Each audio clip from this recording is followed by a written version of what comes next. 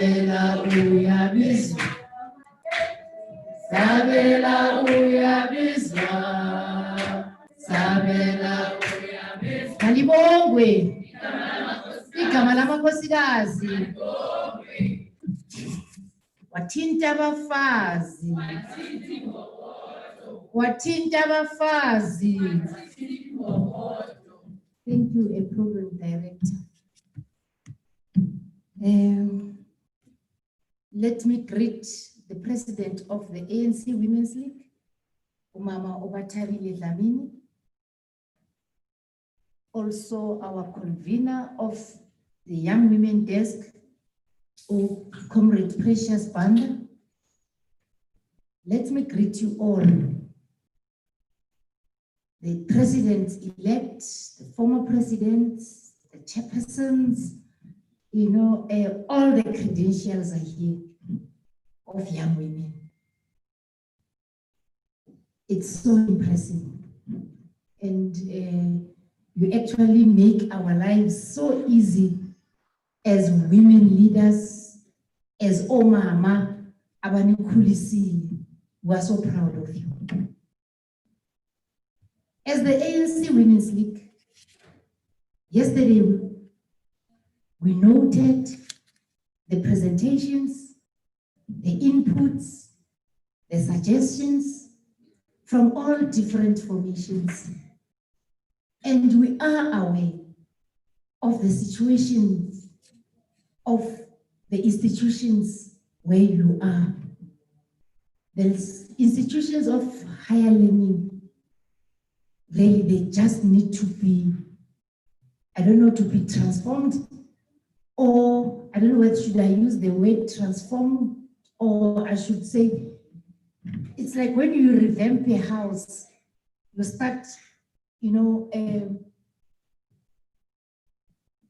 bringing everything down and making sure that you want to produce a very good, or the house that you want, your future home. Because education, that's where you get the ammunition to improve your lives and to be better leaders and to take care of all of us. It's so bad at this era, in this century, when you still listen to the abuse of young women, young girls in your institutions, that these men, they always think that you are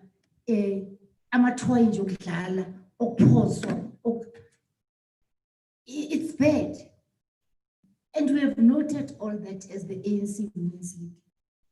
And this program, this session, what we do as the ANC Women's League, I think we have seen how we have been doing things, more especially during the lockdown.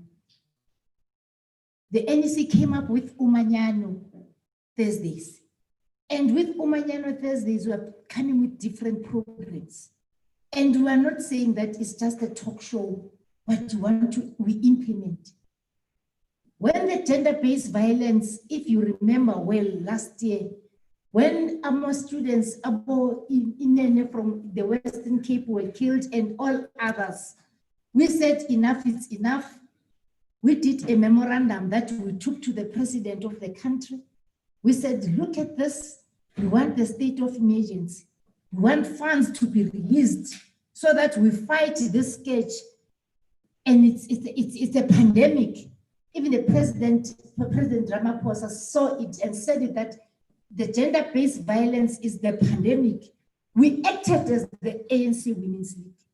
And we're still going to act to see to it that the institutions of learning, they are a place of where our children must learn with dignity, with humility, and they must get everything. And the environment should be a safe environment. The safety is very important. If you are not safe there, do you think that we are relaxed? No, we are not. because our children are not safe. So we've noted that and we'll respond accordingly. We've had so many things yesterday, and as I've said that we have noted them as the ANC Women's League, we're saying that we're with you and we'll implement and we'll have to make sure that we work together as this one strong force. And we start with our branches. One of the presidents-elect yesterday spoke about that we should, no, I think it was a president-elect said we should even focus outside the institutions. Yes, that's where we are focusing at the branch level. There are so many young children, young women that don't belong anywhere. It's your task. Make sure that they belong somewhere.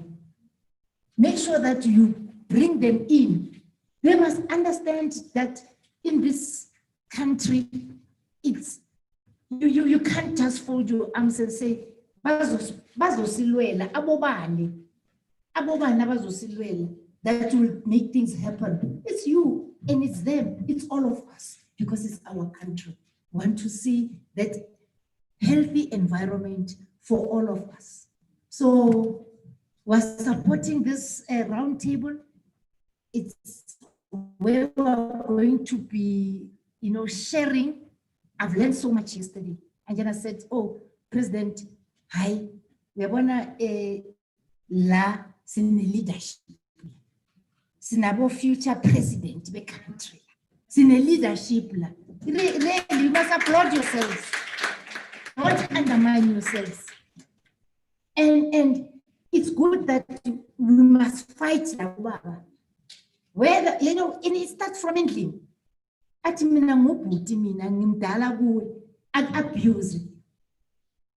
You fight that ending. Ubhuti must know that ukhona ufikile uyintombazana yasekhaya nawe. Now you've got a right to be in that house. Yeyakini nani. It starts there. They are being handled differently because hey umfana afalanga gezi zithi. Mina I've got boys. Anginantombazana mina. And I tell them ukuthi le niliboni alimelango andilimele nina. Fanele clean ikhetini lasekitchen. Fanele umfana gibele. Why fanele ukuthi yes. You must teach them. They must know kufanele yenziwa leyo nto leyo. So we must know that you are the queens. We are a queen wasekhaya.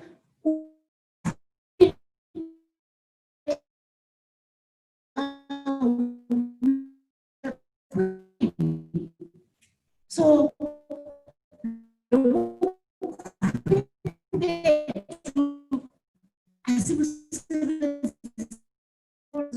the policies and through these conferences, I've been seeing you even after the elections. We saw all those faces, with social media, making us very proud.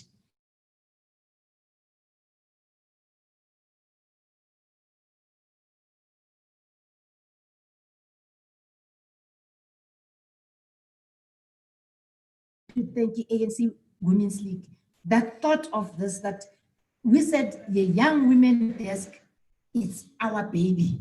We must nurture this baby. And that is why you are here. Enjoy the 3 days, the 2 days that is left, and make friends. Make sure that when you go out, siphuma siyimbumba, siyos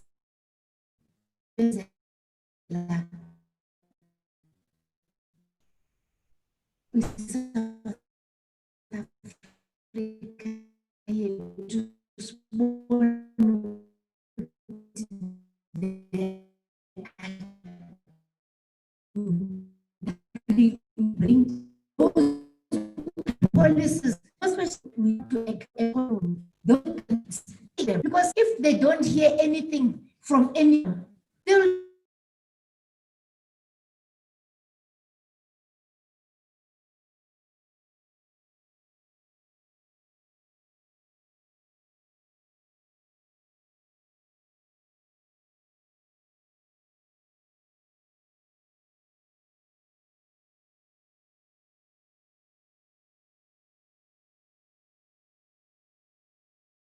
Start with yourself.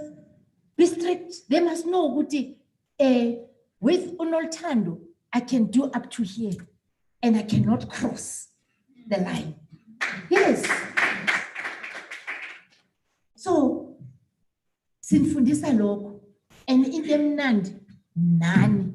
You know, I've seen what has the president, ngathi reverse iminyaka, uyazi nami ngathi ngabe yanga, uyazi ngibuyele lapha, uyazi kumnandi, because we didn't have those opportunities in our times. In our times, it was just bad. You know, uthi uyastala uya menstruator, uthi kuphuma something, uthi uyakuma umama uyabona ke. So usho ukuthi ke manje ungasondeli eceleni komfana, akuna the proper education. It's like we have this, but now we can sit down with you, take you through those processes, those courses, or those sessions, because we are your mothers, and you get those sessions. So it's so nice. So this opportunity, and the TVET issue, we spoke about it. No president, we said let us verify it, but I think even TVET, it's a free institution and it's of learning. So now, when there are students who are being penalized because they didn't pay TVET, it's surprising us. Where did it go wrong now? Or as is announced, a talk show? No, it must not be a talk show, Jay. They must be implemented down there. We don't want to see amatoma to bakolo the TVET, agatolanga results, agatolanga in. No, that thing must stop, but we must have aloma effects and that policy or whatever announcement that was there, so that we say, you said this and you cannot implement that. Implement what we have said as a government do it. So we must always help government, hold government to responsible. How are we going to do that? We have ministers, we have in provincial levels, we've got MECs, we've got members of legislatures, that we should have them, hold them responsible and say, why, accountable. Tell us, when in your constituency, I think wherever we are, when a parliamentary constituency office, when just go out and get the information so that easy to see. Program director, I thank you so much for this opportunity. And I think most of the things will be discussed, Kuma commissions and season solutions, and so that we implement them and we make sure that things are happening. So, President, I don't think it's our last presidential round table sense. Because we need you. We need to see you. See.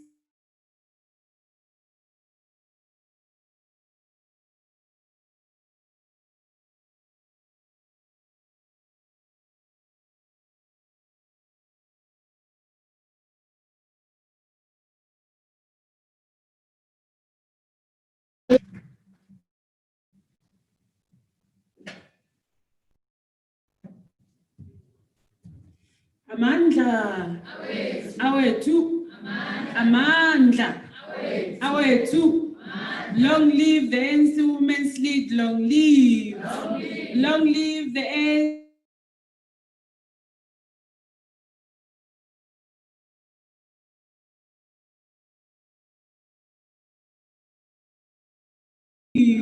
Long live Sasko, long live. Thank you, comrades. We are going to go straight into the presentations we're supposed to receive today.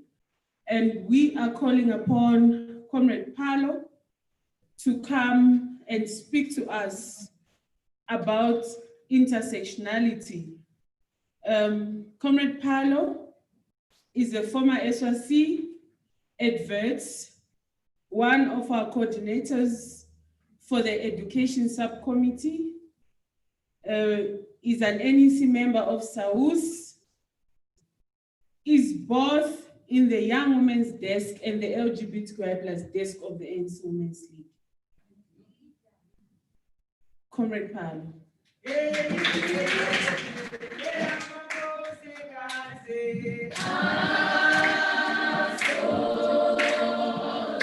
Asoze sapela manda,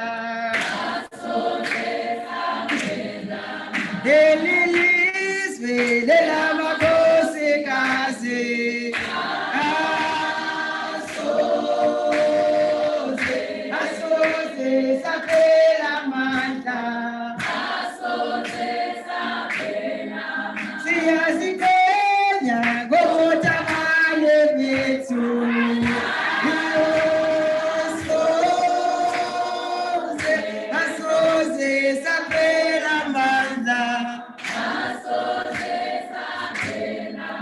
Siyazikenya gobothabane bethu.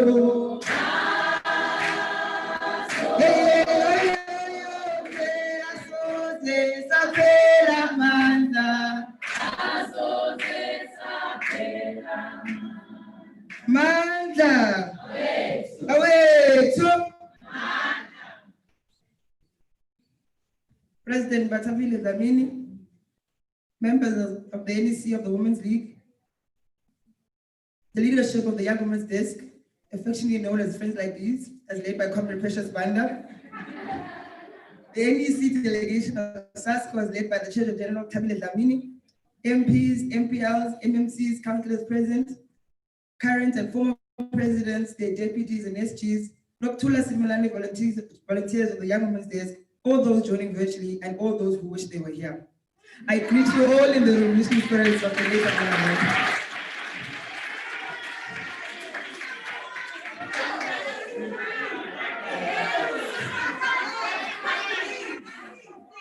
Lopan Gwen Bukalimina Java, as stated, I'm the coordinator of the Young Women's Desk Subcommittee on Education, the LGBTQI Desk, and the National Executive Committee of SAUS. It is an honor to address this momentous occasion under the topic, the intersectional approach to leadership and women representation. I think it important that I begin by explaining what we mean by intersectionality. It is a term that was used several times yesterday and central to the core principles of the work of the desk. The Oxford Dictionary describes intersectionality as the interconnected nature of social categorization such as race, class, and gender, regarded as creating overlapping and interdependent systems of discrimination or disadvantage. In less English, intersectionality is recognizing that our identities cannot be separated. Intersectionality is recognizing the need to fight all forms of oppression at the same time. Thinking back to FISMA's fall, oftentimes in mass meetings, there were spaces that were dominated by men. And when women would raise these issues of exclusion in those spaces, they would be told not to divide the movement, as this was a protest about fees. The irony is that the only thing that was being divided were the struggles of working class Black women. What men expected was for women to enter protest spaces as working class Black people and neglect their womanhood. It is practically impossible to leave your womanhood at the door. We at all times carry all our identities and suffer the oppressions as a result at the same time. Women in these spaces had to fight patriarchy and resist capitalism at the same time. How we have been socialized in the MDM is always to ensure that we champion the struggles of Black working class majority. As we do so diligently, intersectionality requires us to be conscious of other marginalized identities, namely women, persons with disabilities, and the LGBTQIA+ community. This means as we discharge services to our people, we must be conscious of all these identities. COVID showed us the shortfalls in government's ability to be intersectional in its leadership, particularly in institutions of higher learning. The decision to take learning online lacked to recognize that it would be working class women that would suffer the most. Online learning presents a financial barrier in the form of lack of devices and data, which government recognized that it must answer, true to the working class bias principles of MDM, but it neglected to answer to the issue of the domestic labor required at home of women students that affects their studies. No acknowledgement or adjusting to answer to this was made by government, Moreover, differently able students require specific technology and specified supervision to carry out their academic responsibilities. This question too was left unanswered. We have collectively failed. These are the shortfalls that a student movement that centers its principles on intersectional leadership should have raised sharply, and again we failed. A good example of intersectional leadership was the proposal by SAUS to have female students receive higher list for students allowances owing to the monthly cost of sanitary pads. Women students are not only poor, but they are women too, and therefore they require sanitary pads. Understanding the differences and the needs of different sexes and catering to them accordingly is positive discrimination. And intersectional leadership centers inclusivity. Inclusivity takes understanding people and paying attention to what will make their lives a little bit easier. There is no reason why government forms or forms on campuses still ask for gender, but give you a box to tick that says male or female.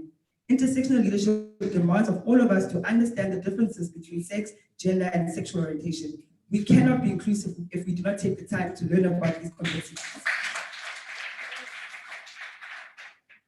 For some, these are just terms that are interchangeable, but for trans women, when faced with that form, she would have a difficulty agreeing that her gender is female. The same goes for bathrooms. In every public space, there ought to be unisex bathrooms to cater to members of the LGBTQI+ communities who face discrimination in gendered bathrooms. In every public spaces, campuses, we ought to make sure that all corners are accessible to persons with disabilities. If we embrace intersectionality as women leaders, we will do away with thinking that the destruction of patriarchy is for the benefit of women alone. When we think about representation, it cannot be that we speak about women leading. We must kill the spirit of self and understand that representation also means that women are not homogeneous. We must ensure that women from different backgrounds take up space, that women with disabilities lead, that women of different sexual orientations lead, and that women of different races lead. It is no longer sufficient to simply say women must lead. We must be intentional. As we deploy to Parliament, legislators, city councils, and HRCs, we must ensure that we remember this. And not only this, but remember the importance of representation of queer people. Representation is important because it shapes how LGBTQI people is viewed by society and how we view ourselves as well. This means that a queer body can finally see themselves as a future leader because of the leaders they see in front of them today. As Audre Lorde puts it,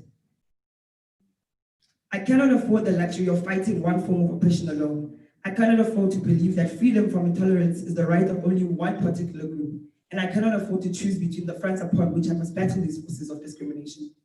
Wherever they appear to destroy me. And when they appear to destroy me, it will not be long before they appear to destroy you. Amandla.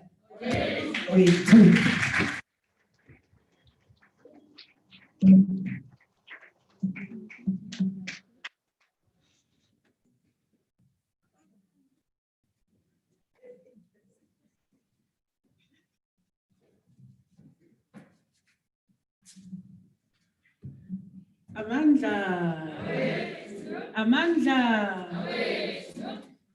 Thank you so much, Comrade Palo, for giving proper context to what we mean when we speak about intersectionality.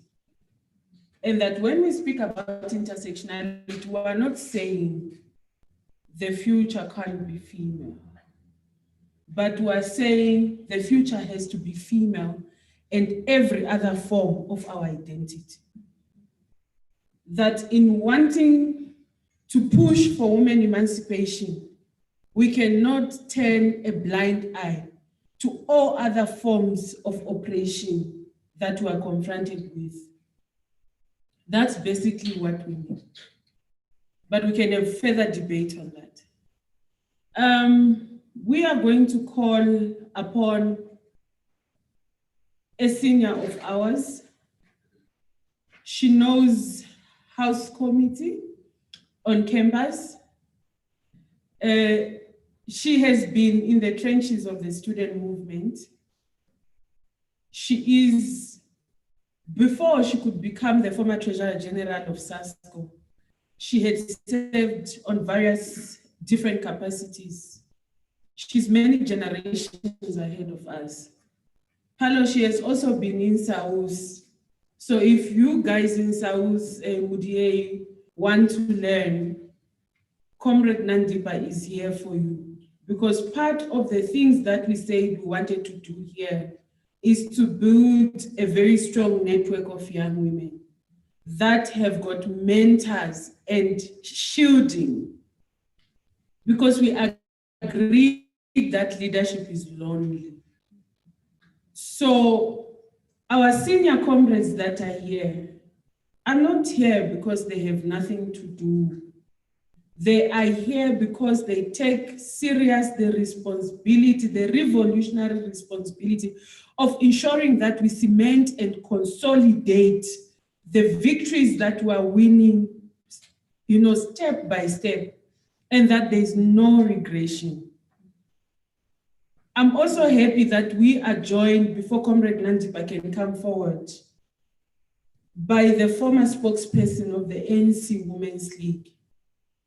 Also, she was a young woman at that time, has grown through the movement, and is from the Free State province, but is an internationalist of note and has created a lot of opportunities for young women in international relations. Comrade Charlotte Lowe. I think if you receive our program, you are going to see that Comrade Charlotte is going to be facilitating one of our commissions on international relations. She's here to also plow back. She's here to ensure that she channels our energies to identify what we can do in international relations. Comrade Charlotte, please greet plenary before we call on Comrade Nandipa to come and speak to us.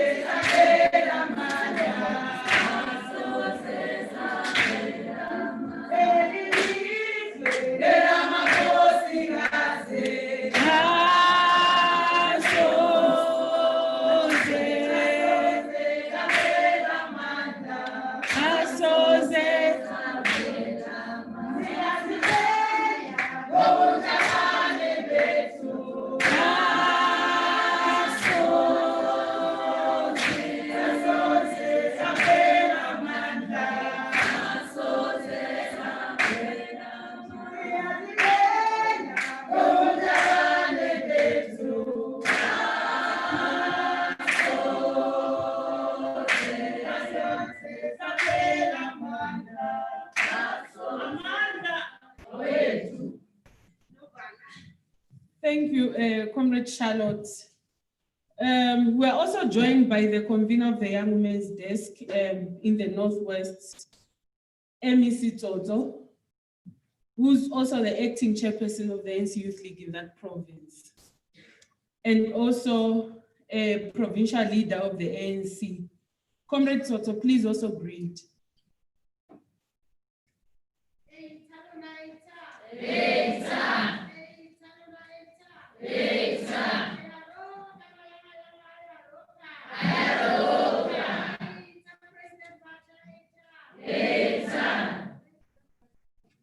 Thank you, Comrade Toto. Comrade Nandipa, this is your time to come and also speak to us. Can you welcome the TG with a song, comrades?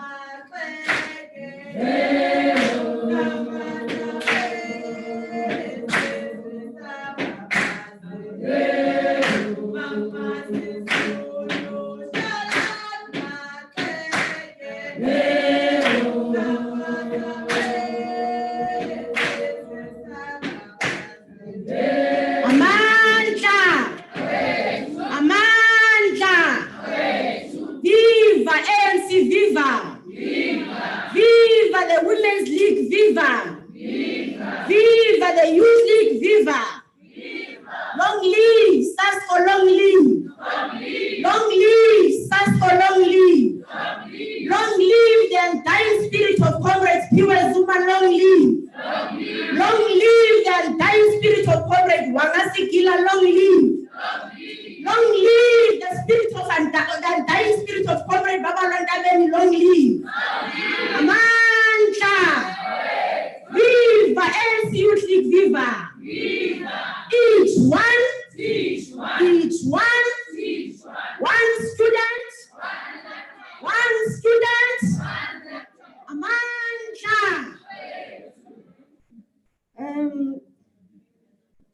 Comrade President of the Women's League, Comrade SG, and the leadership of the Women's League that is present here, the leadership of the ANC, the leadership of the Young Women's Desk, the leadership of SASCO, the former leaders and convocation of the student movement, the current leaders of SRCs, the presidents and deputy presidents.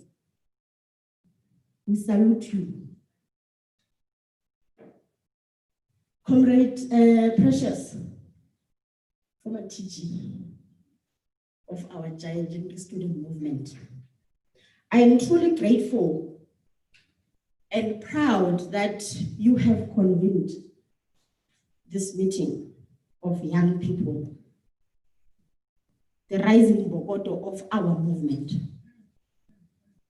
And I think we must commend its leadership of the Young Women's Desk and the Women's League for their visionary leadership.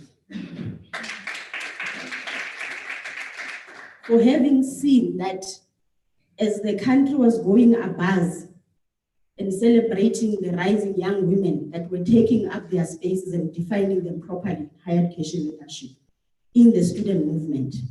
But they said, how do we rise up and support these young women?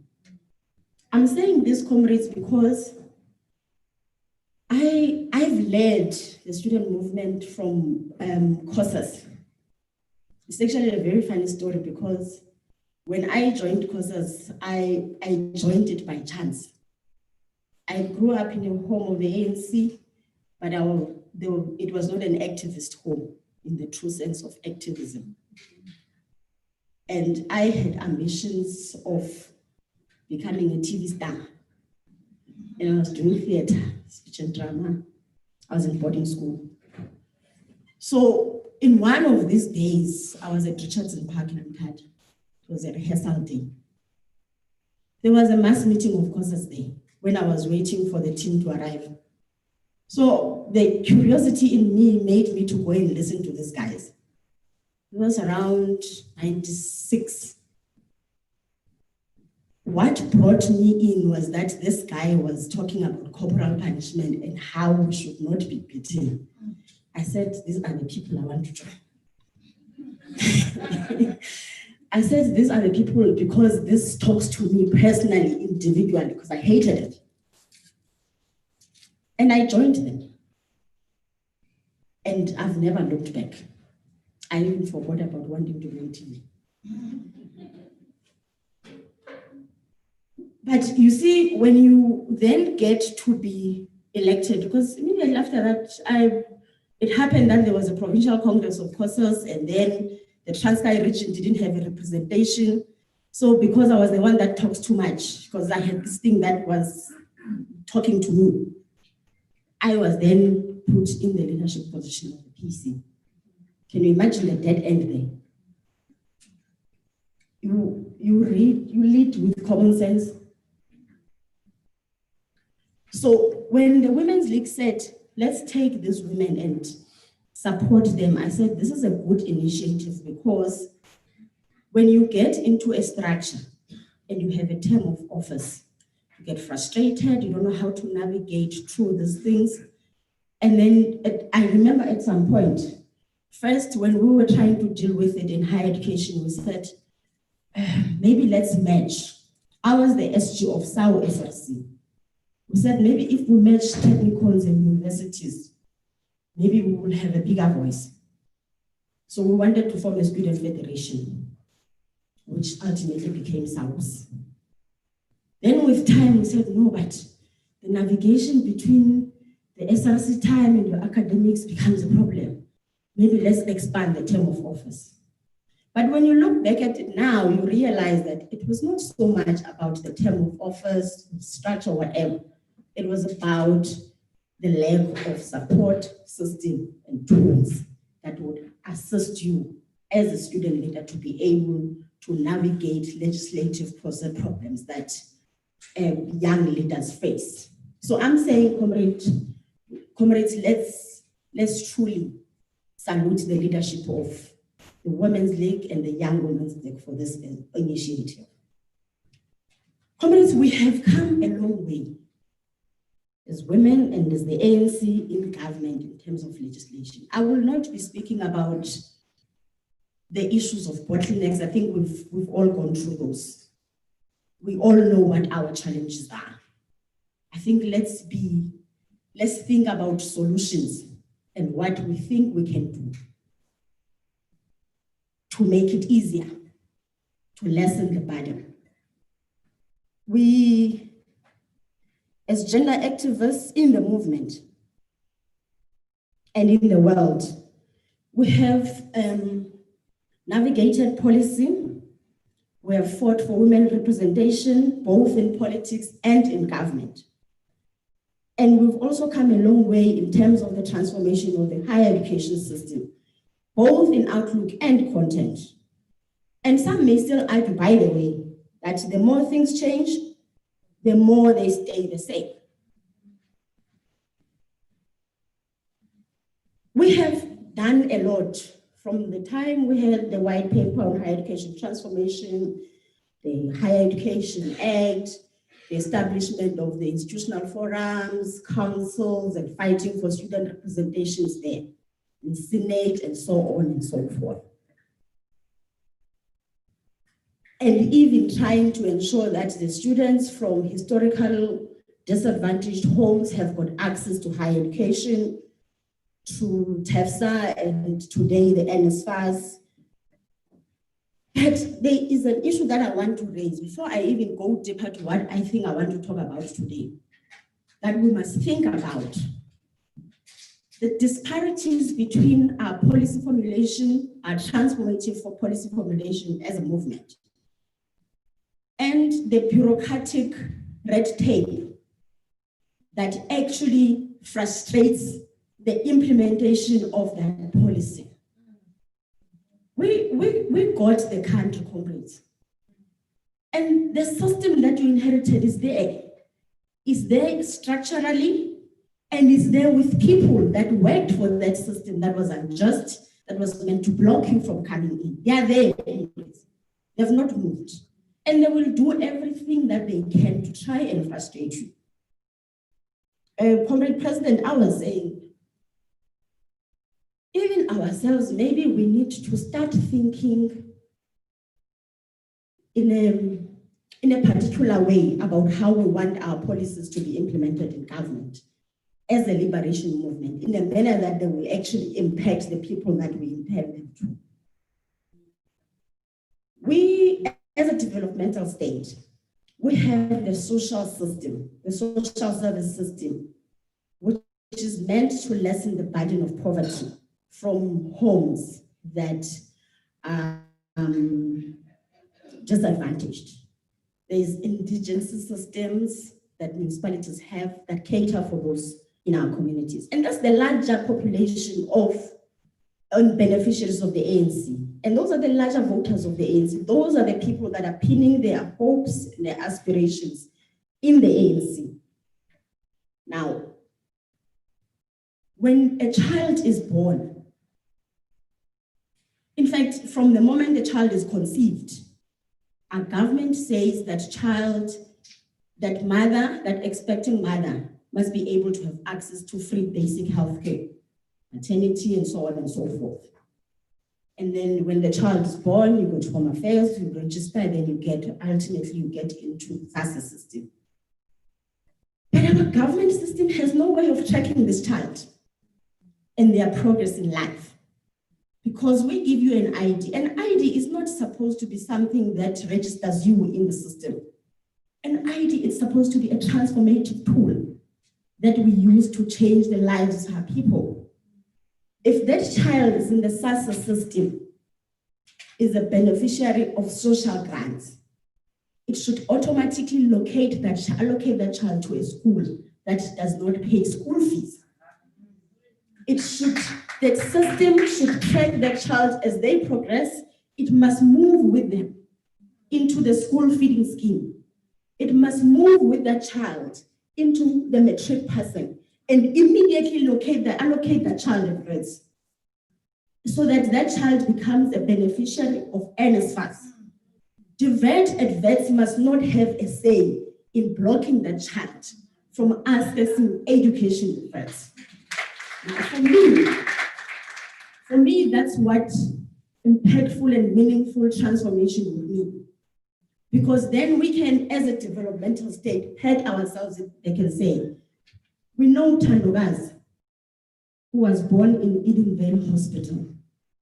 He has gone through the school, gone through the system, and today we have put him in the National Skills Database as a priority child who must benefit from the internship programs of the state. That's transformation to me.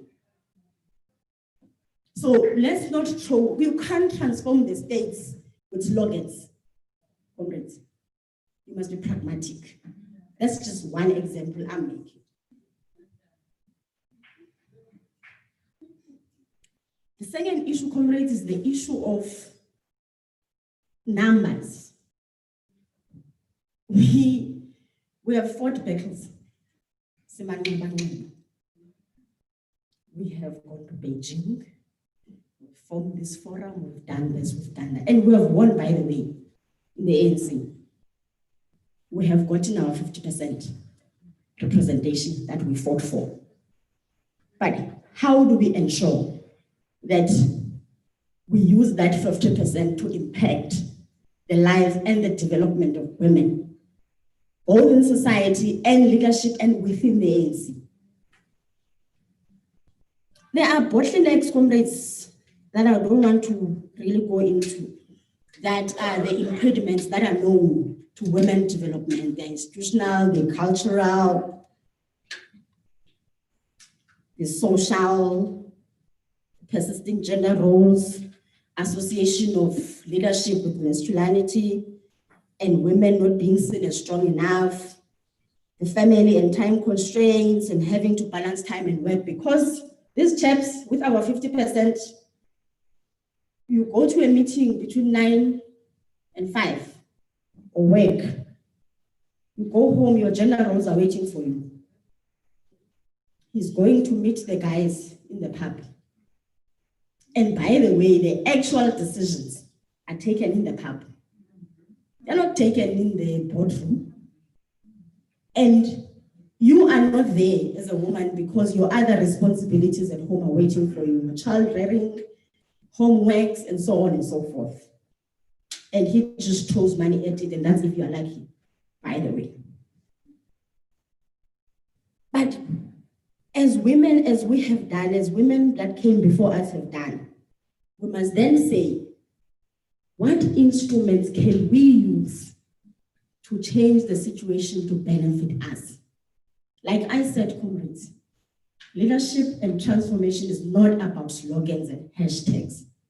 They are nice, they are catchy, but to a point. You have got to be able to navigate, and this is governance in action. You should be able to navigate as you go through your councils, as you go to your institutional forums. You have got to, because the documents are big, guys. You have your coursework, NAPA. You must then receive these documents that are big, that you don't even know how to go through them. I was having an informal discussion with some of the comrades here yesterday, and they're saying, you know, they bully us in these councils. And this is, by the way, a transformational tool that we fought for as the student movement, and we won. But they are there, the coppers and them, they are there, frustrating you. They give you the agenda a day before the meeting and they say you must go through it and they expect you to be able to contribute meaningfully. It can't be. We have done things, comrades. There's tactical. The ANC teaches us the strategy and tactics. You can go strategically do this and that, but tactically, comrades, you do it on your own. Do your sit-ins. I've done my fair share of sit-ins in the rector's office demanding that somebody who owns 100,000 must be able to be registered. And you mean those are your tactics. But you are a full council member. The law protects you. You are a legislated stakeholder. And you must make your voice to be heard in those councils. The first thing you must fight for is that, one, the institution must invest in your capacity building so that you are able to read these documents. They must give you researchers as SRC. Like you are an institution, you are a structure. You must be given researchers. The student development officers must not just sit there. They are supposed to be a support system to you, not the other way around. And I know they believe, again, they want to control your budgets, they want to tell you what you must do. It's wrong. They are a support system to you. So you must go now to your inductions. And when you do your strategic planning, you must say, how much of this million rands are you going to put and channel to capacity building of student leadership? What student support system are you going to bring in? Parliamentarians, as adults, we have researchers in our offices that help us to navigate the legislative tools because it's a professionalized space. So if it's a professionalized space that must be impactful and you are running an institution, you must then be able to have the tools of trade that are necessary for you to be able to have a meaningful impact. Otherwise, you become a fiscal dumping space. You must tell councils that you can't give us a document in 2 days because we also want to do our own consultation, which, by the way, the institution must pay for.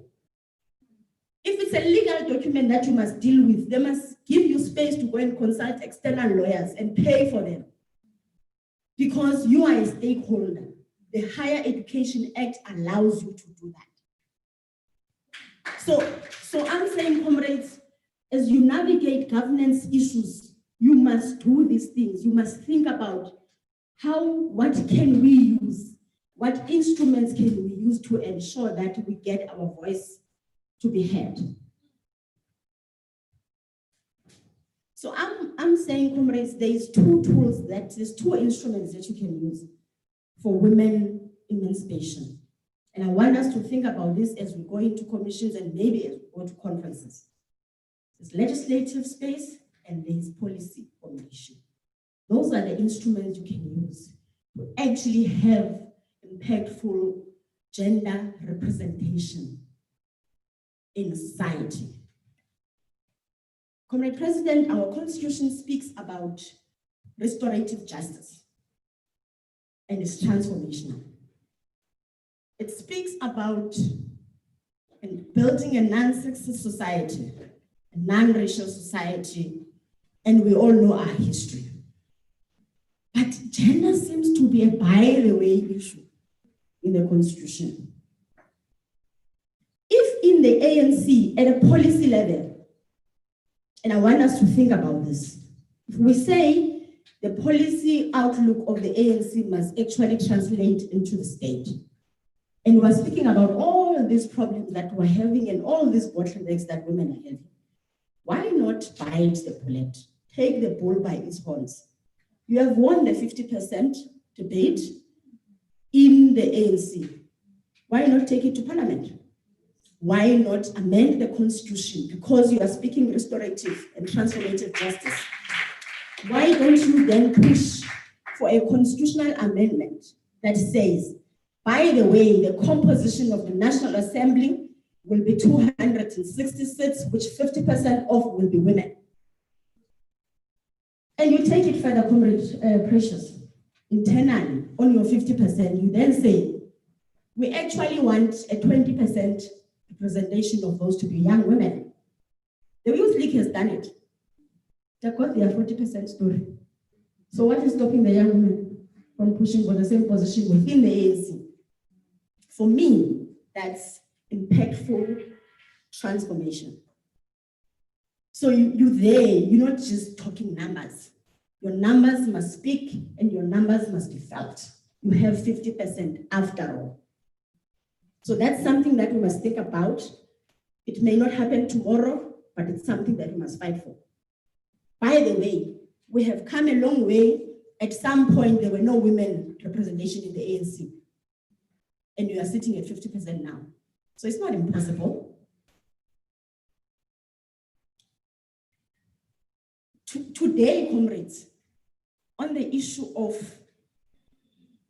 restorative justice, there is a case in court by one Comrade Fikile versus one company, I think Dimensions Data, on the issue of inequality, that he has picked up that in all the years that he has worked there, and it's something that we all know, by the way, and we talk and lament about, that his white counterparts that are doing the same thing, that are at the same level with him, have been earning more than he did. And he wants them to back pay him. He's in court. Can you imagine if women can bring a class case on this? Can you imagine? Because that's just race, but nobody's talking about the gender. And by the way, we do more for them, the other gender. I don't want to talk about that. I don't want to talk about the people that are not here. But they know themselves.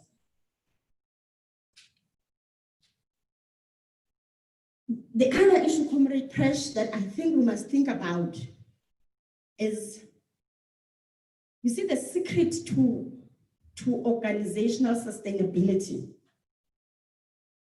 is having well-defined, succession plans. And you can only have a succession plan if you have invested in building and cultivating second-layer leadership. But how do we do that?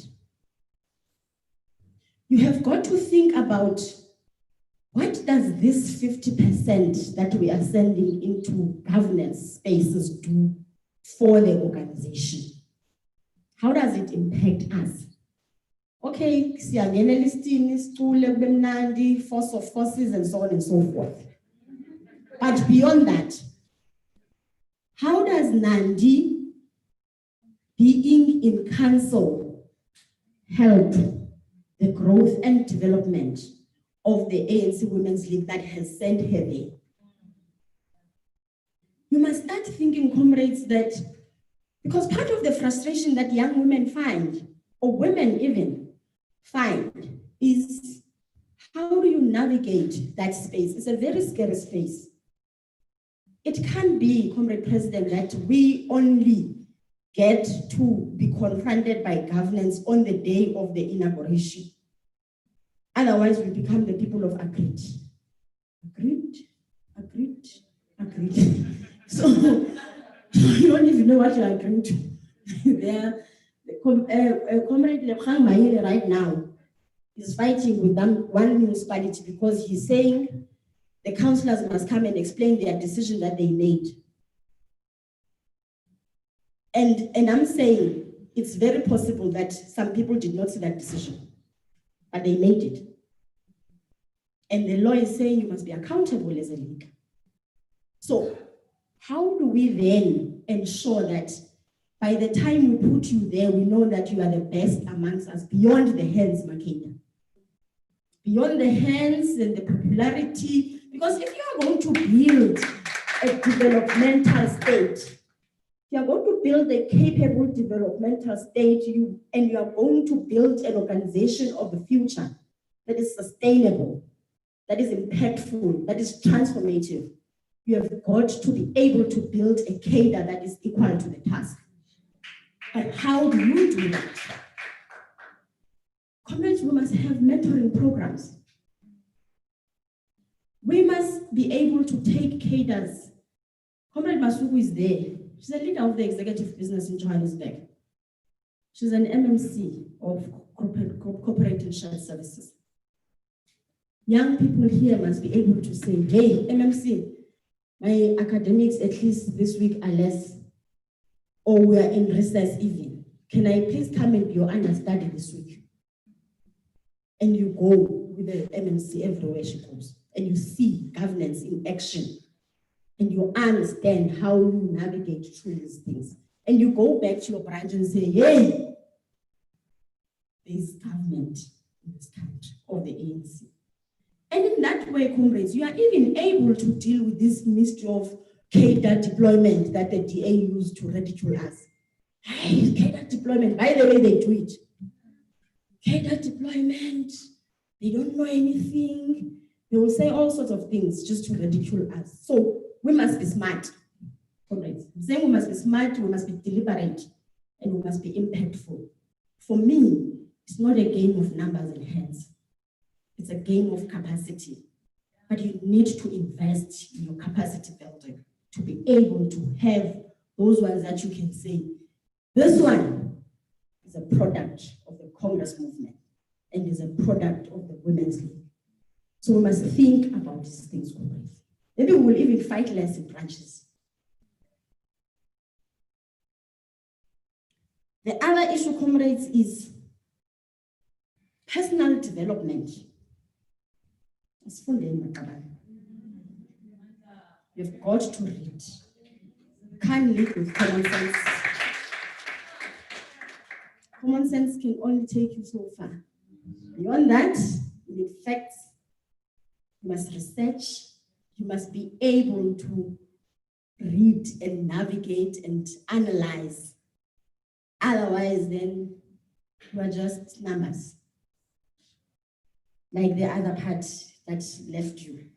They're numbers, those ones. You know. The other thing, Comrade Precious, I want to speak about is the issue of growing together as a generation. You see, when you grow together as a generation, Comrade President, I know that something very unfortunate happened yesterday. And I think on behalf of young women, we must apologize to you. It was unwarranted and it should never happen, comrades. There's nothing revolutionary, comrades, about being disrespectful and rude. Don't allow anybody to fool you. There is nothing. If you want to be like that, there's that other one. You can go there, comrades. Carry your anger and be there. They will accept you. Not here.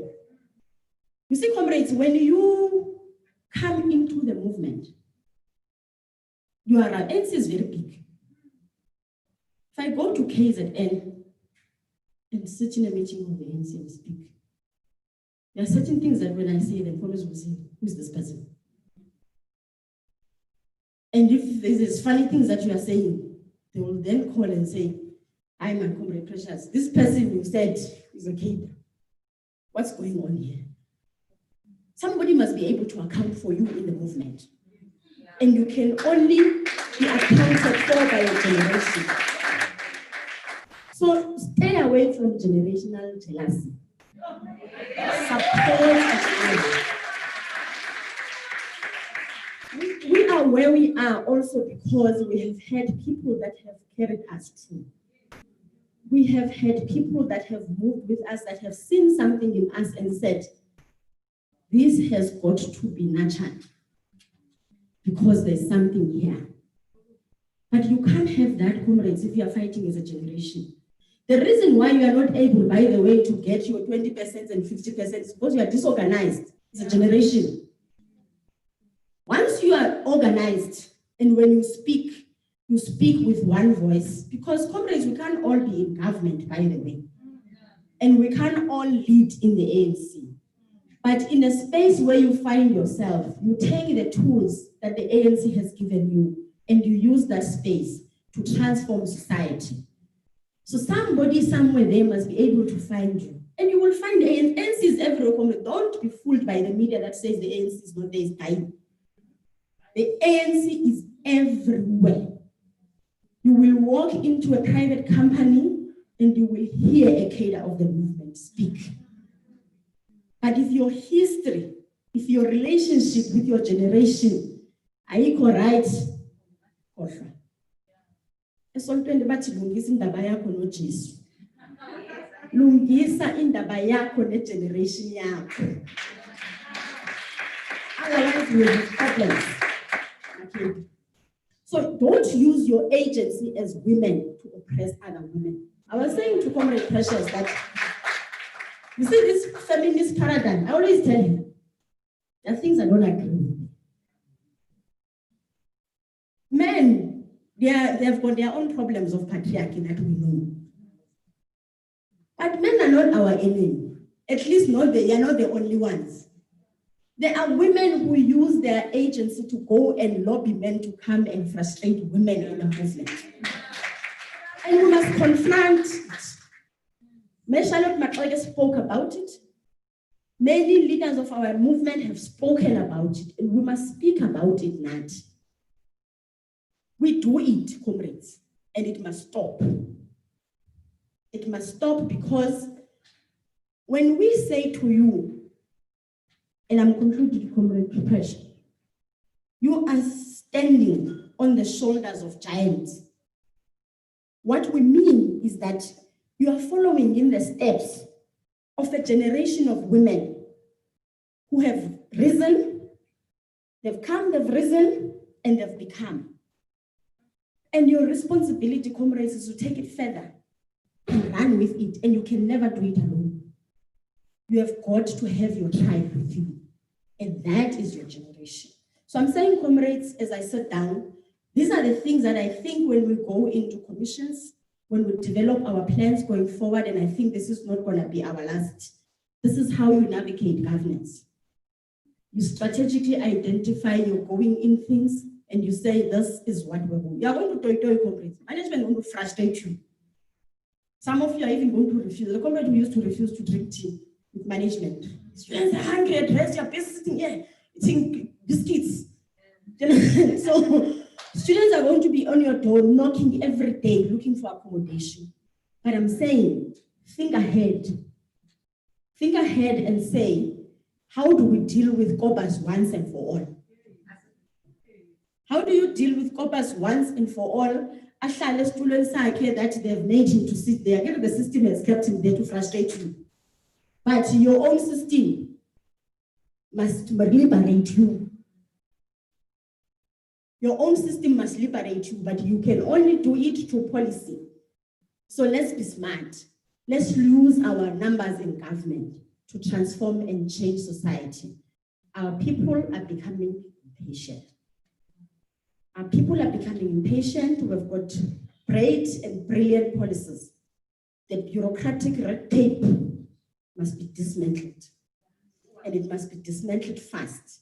But you can only dismantle it if you have got strong policy contingents administratively. You must be the one that sponsors the intellectual capacity of the state. But if you don't pass, it's not going to work. It's not going to work. You're going to continue with the slogans until cows come home. And you can't govern with slogans, Makom. It's not there, I think. Thank you very much, Coach.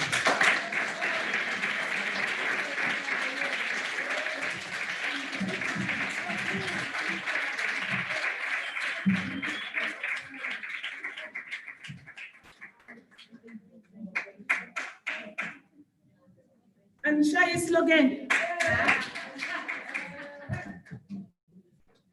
Amandla.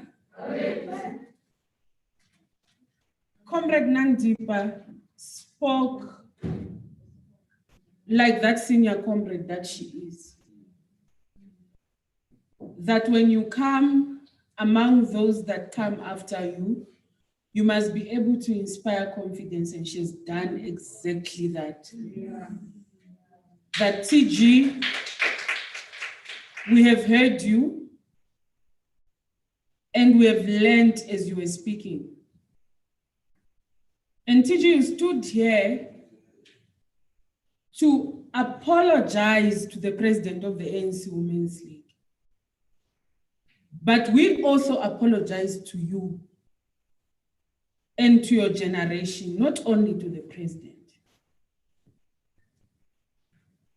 We apologize that we have not taught ourselves organizational discipline to know that you don't play with your leaders like that. The audacity, the nerve, we should have known and we should have learned. That I don't know whether it's because of social media or what, that we lose organizational culture, because organizational culture and discipline is in fact what has sustained the organization. Discipline does not exist for its own sake. It actually exists to guard the unity of the organization. Because if there's no discipline, you can't sustain unity. We are sorry that we have not taught ourselves that. We are sorry that with the growth of social media, we have forgotten that our leaders must be respected. And when we speak about respecting our leaders, we are not encouraging respectability politics, no. Men or patriarchy have no regard for women leaders. They disrespect us in spaces. They invalidate us in spaces. They erase us, they deface us.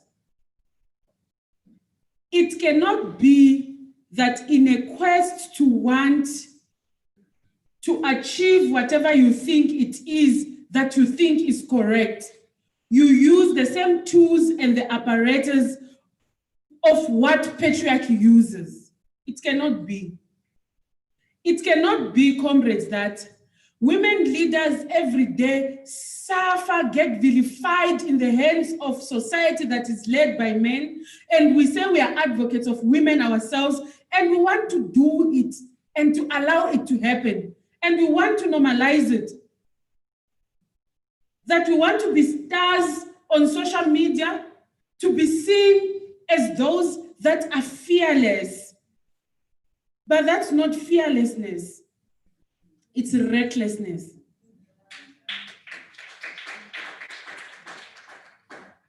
Because fearlessness is about principle, it's about standing for things that are fundamental. It's about building, it's about uniting, it's about cementing and consolidating.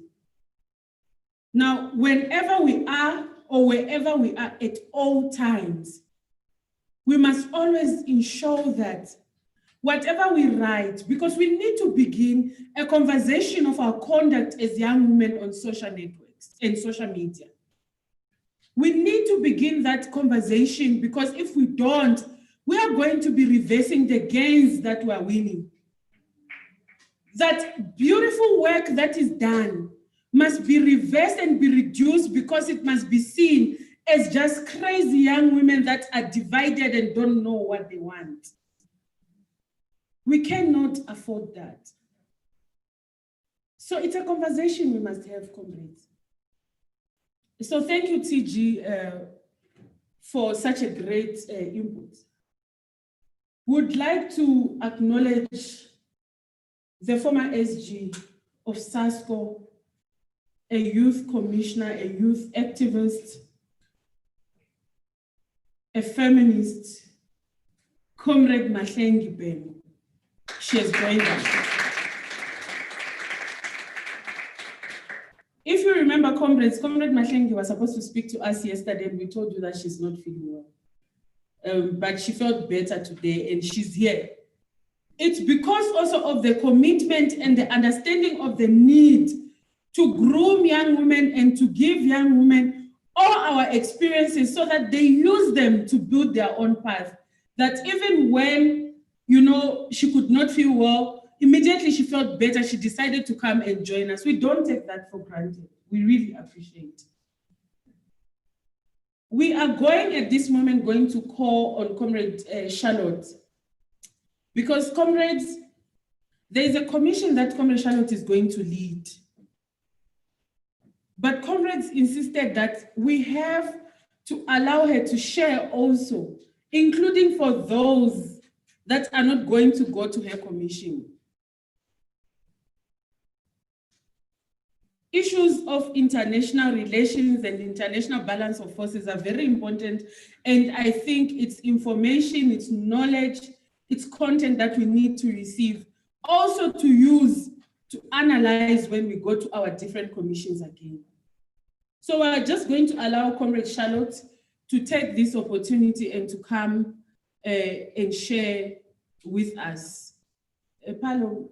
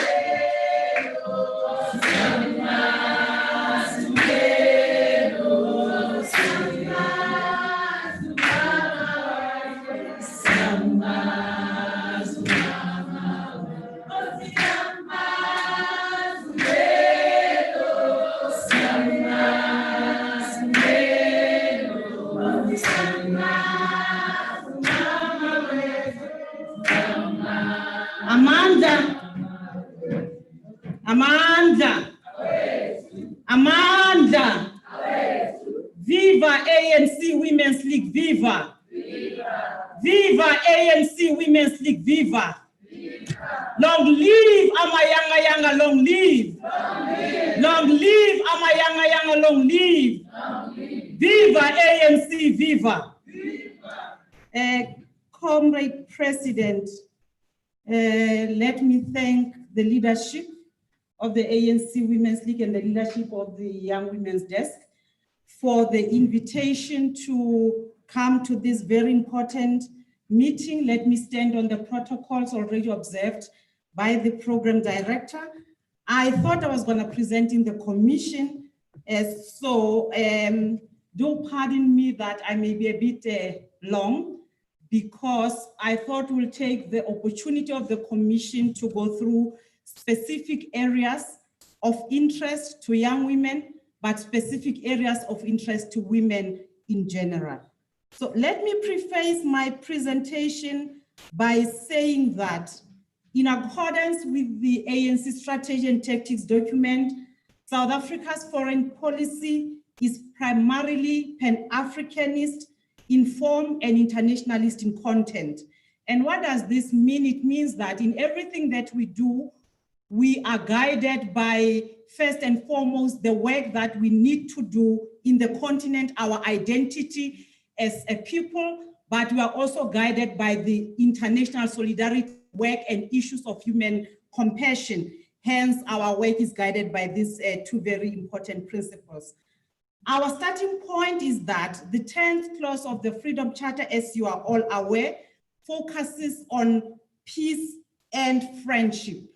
And this is where our work in international relations is derived from. I am proud that of all the government departments, I belong to the only department that is political. We are a political department because our work is international relations, and international relations is politics.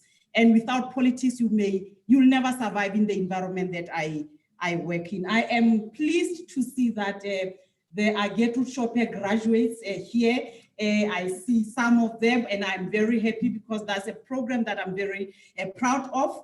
So I thought before I even go any further, I should acknowledge those comrades that have been trained by through our international school. let me say, President and comrades here today, that one of the things that we may want to focus on as part of our discussions at this important meeting, and I'm going to share my input with the organizers, they'll share with all of you, is that it would be prudent for us to focus on what constitutes our national interest as a starting point. I'm going to speak about gender, make no mistake, but I think in order for us to locate gender equality and women's empowerment, we need to understand what constitutes a national interest of South Africa. As you are aware, our national interest is inherently linked to Africa's interest.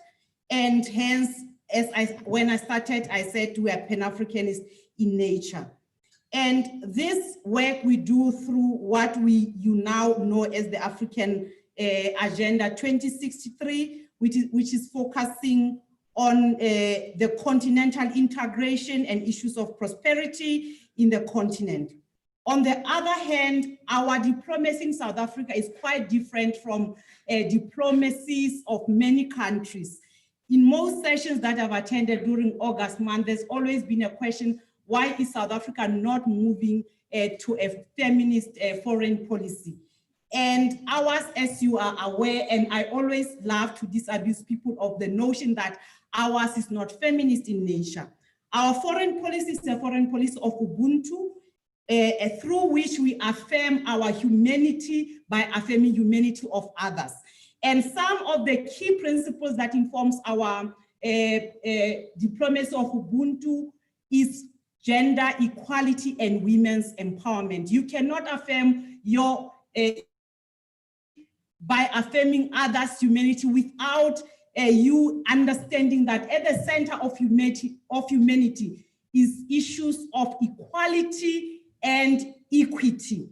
And that is one of the most important features of our foreign policy. So to answer that question, because it has been a question of interest in many sessions I've attended, our foreign policy is feminist in nature. And this is seen in how we interact through bilateral relations with other countries, how we interact in multilateral institutions. We are one of those countries when people think of gender equality, they think of South Africa. When people think of human rights, they think of South Africa. President Bata here will agree that in most sessions I've attended with her, before South Africa says anything, people are numb because they want to know which direction South Africa is going to take on gender equality or human rights, because we are regarded as champions of human rights and gender equality.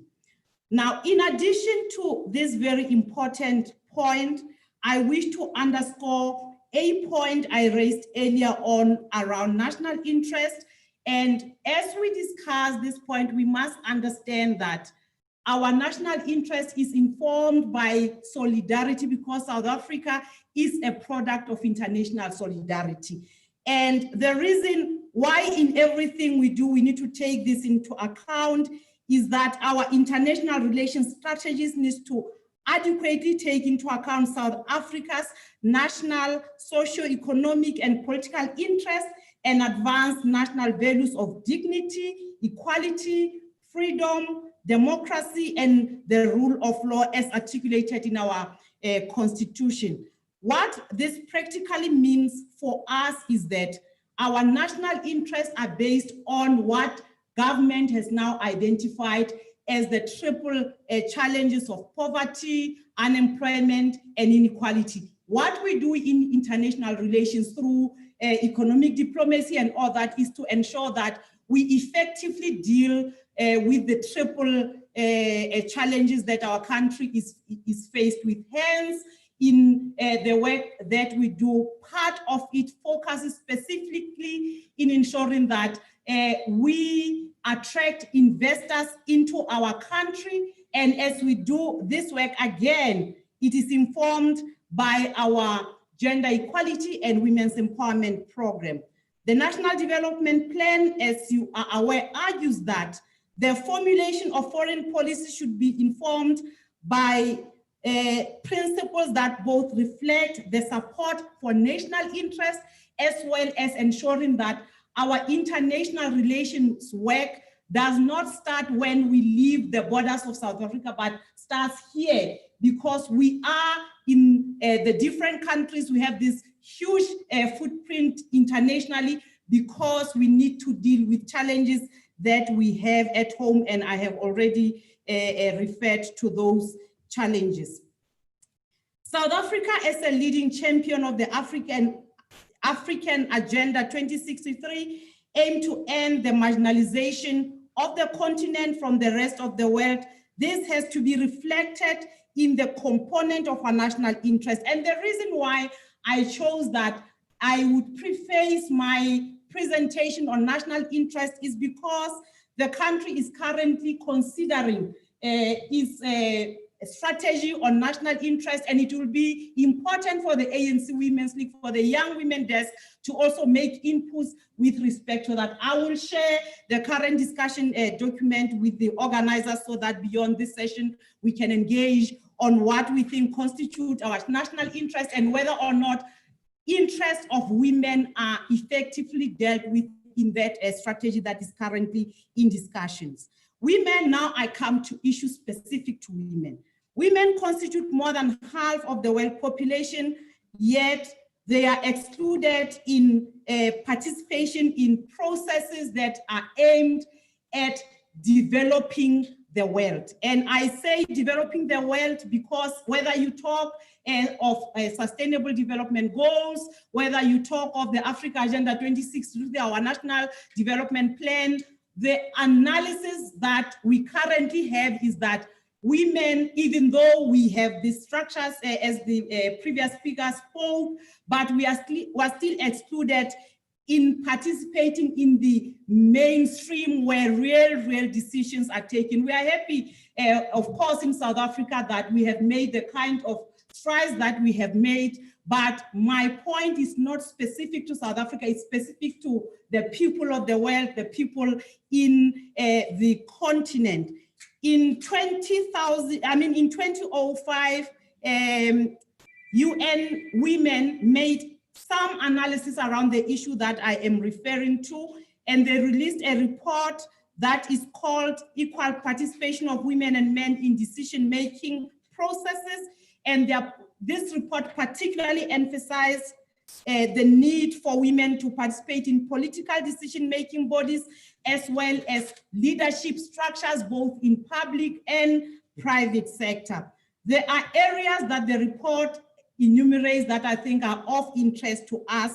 One of them that justifies the need for women to be in leadership is what they refer to as a justice argument, where their report says that women account for approximately half the population and therefore have the right to be represented as such, whether it's in issues of the economy or in issues of peace and security. Because women are half of the population, their participation must be reflected in all sectors of society. The second one is around the experience argument that women, even though they may not be currently involved as much as we want in various institutions, including institutions of multilateralism, but women have proven that they have experience in leading, whether through families as basic units of society, but women have shown particular leadership roles that can be nurtured and can be included as we build the world towards Agenda 2030 or Planet 50/50. The other one specifically refers to the interest argument, where the interest of men and women may not be the same on different issues, and as a result, the participation of women add value in decision-making because women comes as mothers, but also they come as people who nurture society. So if a woman makes a point, for instance, about issues of economic empowerment, she tends to think about the community, about society, and not about her as an individual. So we are not individualistic in nature, and therefore this requires that in matters of international relations, representation reflects this 50%, more than 50% that I've referred to of women in the different countries. Women also form part of the critical mass where in most projects, programs, as well as projects of government, of civil society, of the private sector impacts on the lives of women, and as a result, women's participation has to be respected. But there's also a point that people call the symbolic argument, where women are attracted to political life if they have a role in the different structures. For instance, if women see that they are represented in parliament, like the MPs that I've seen, and I've congratulated them before today, people like Bodike Lady and so on and so forth.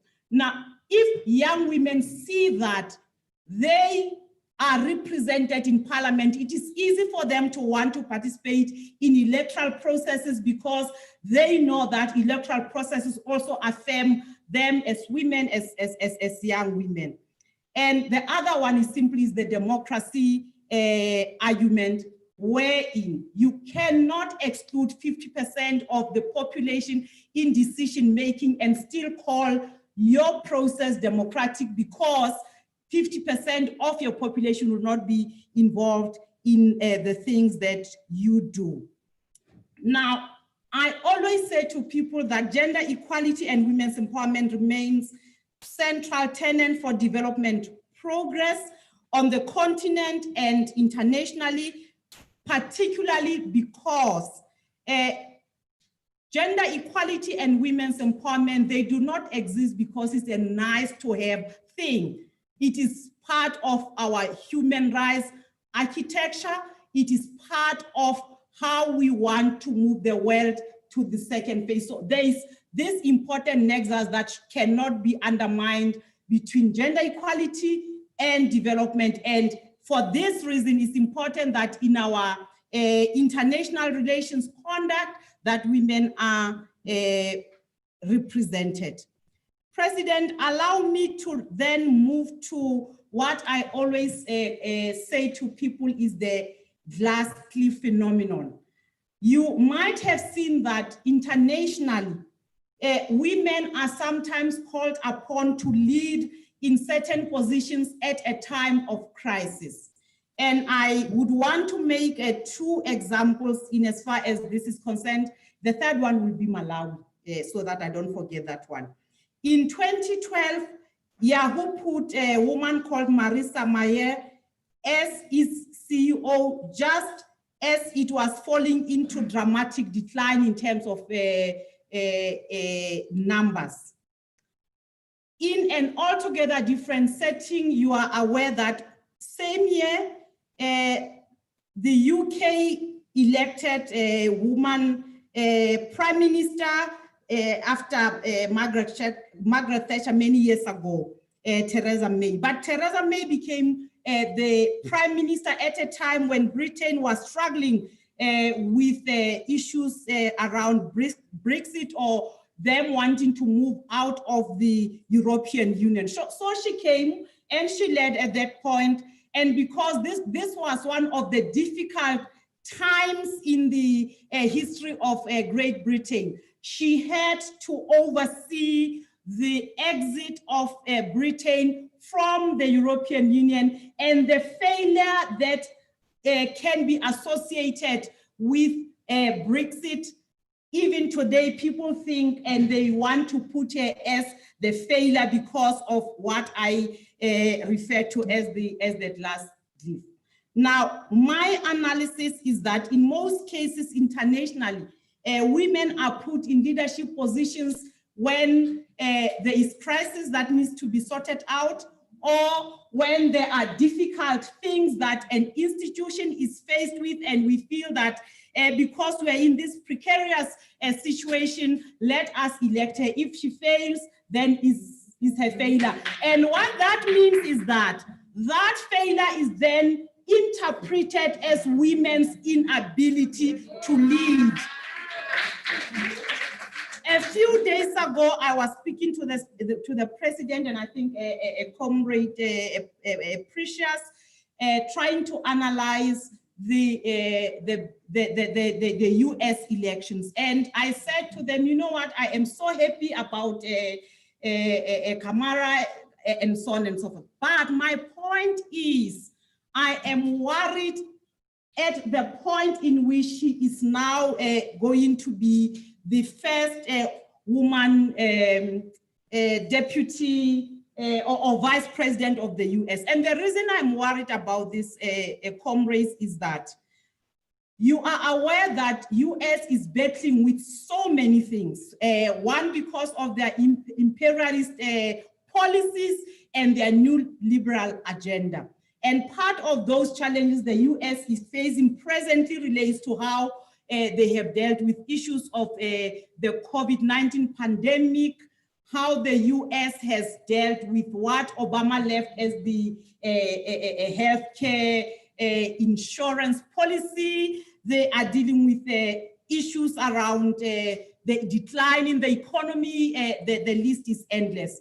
Now, we know that the fact that Vice President-elect Harris is taking over along